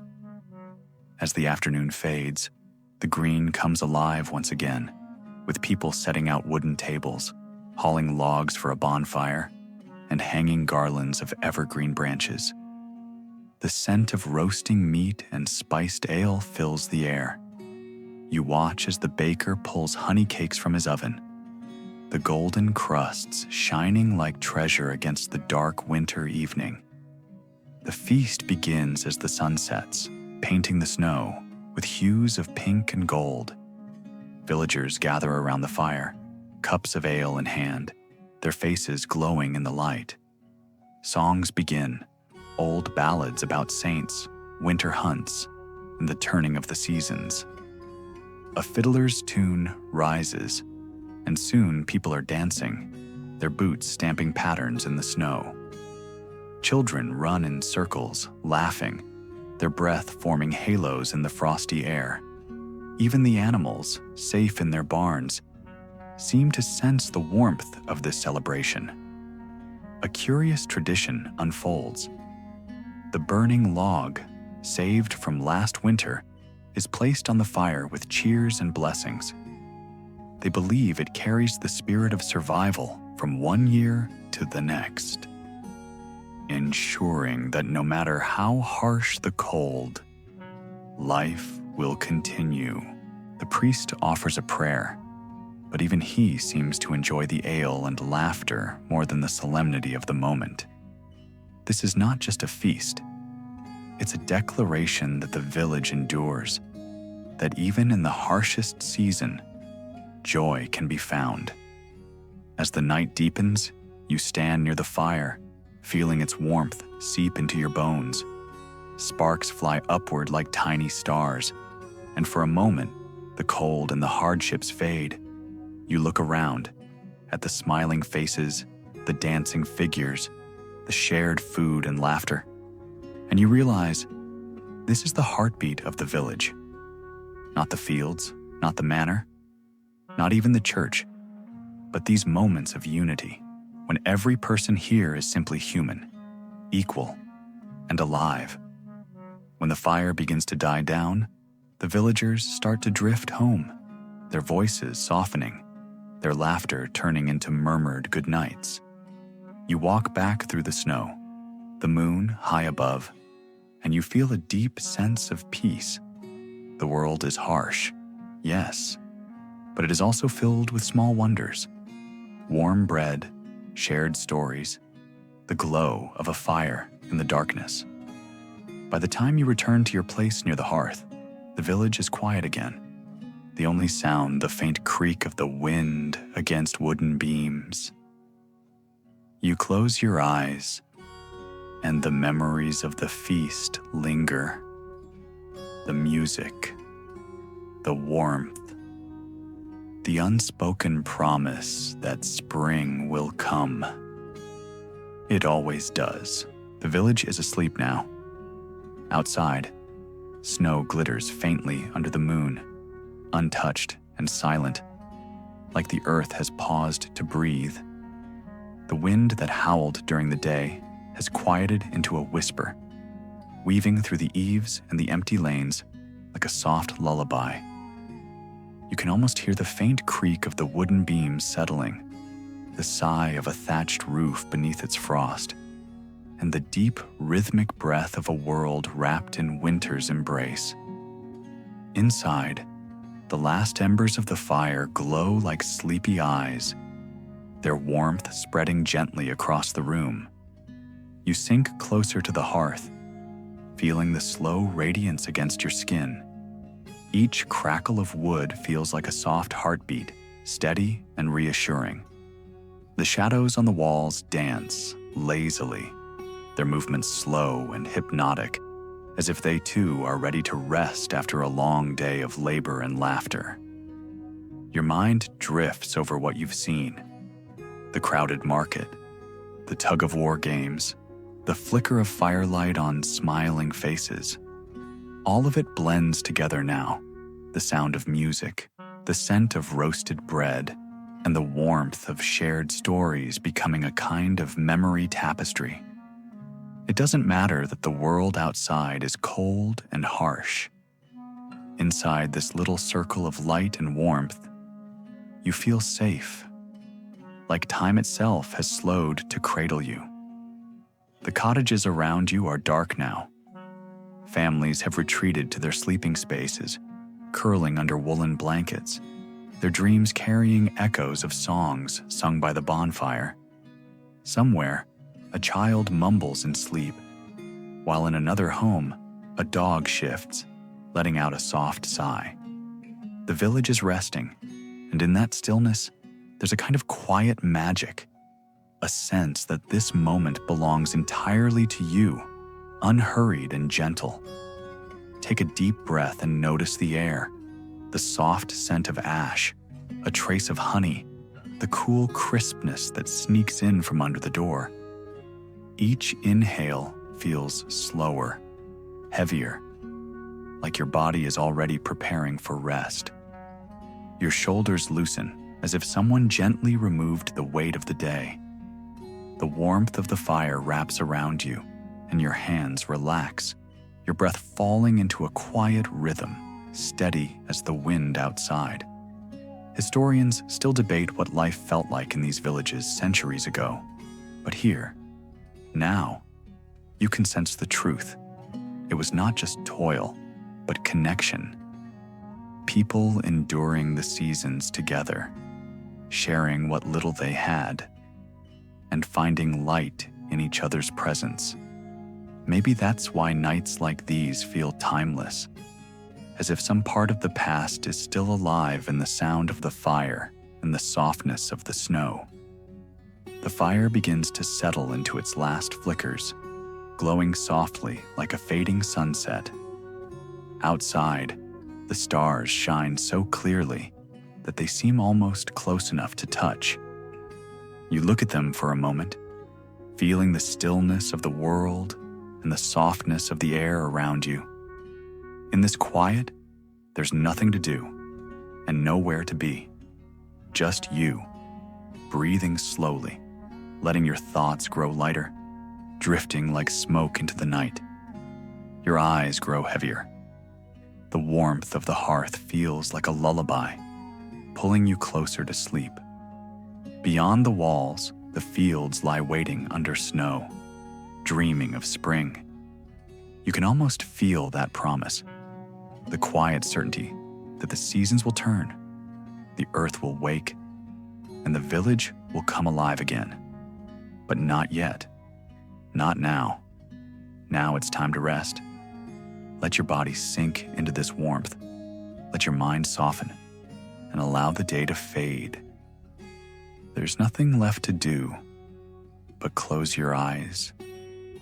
Listen to the faint crackle of fire and drift into the gentle rhythm of the night.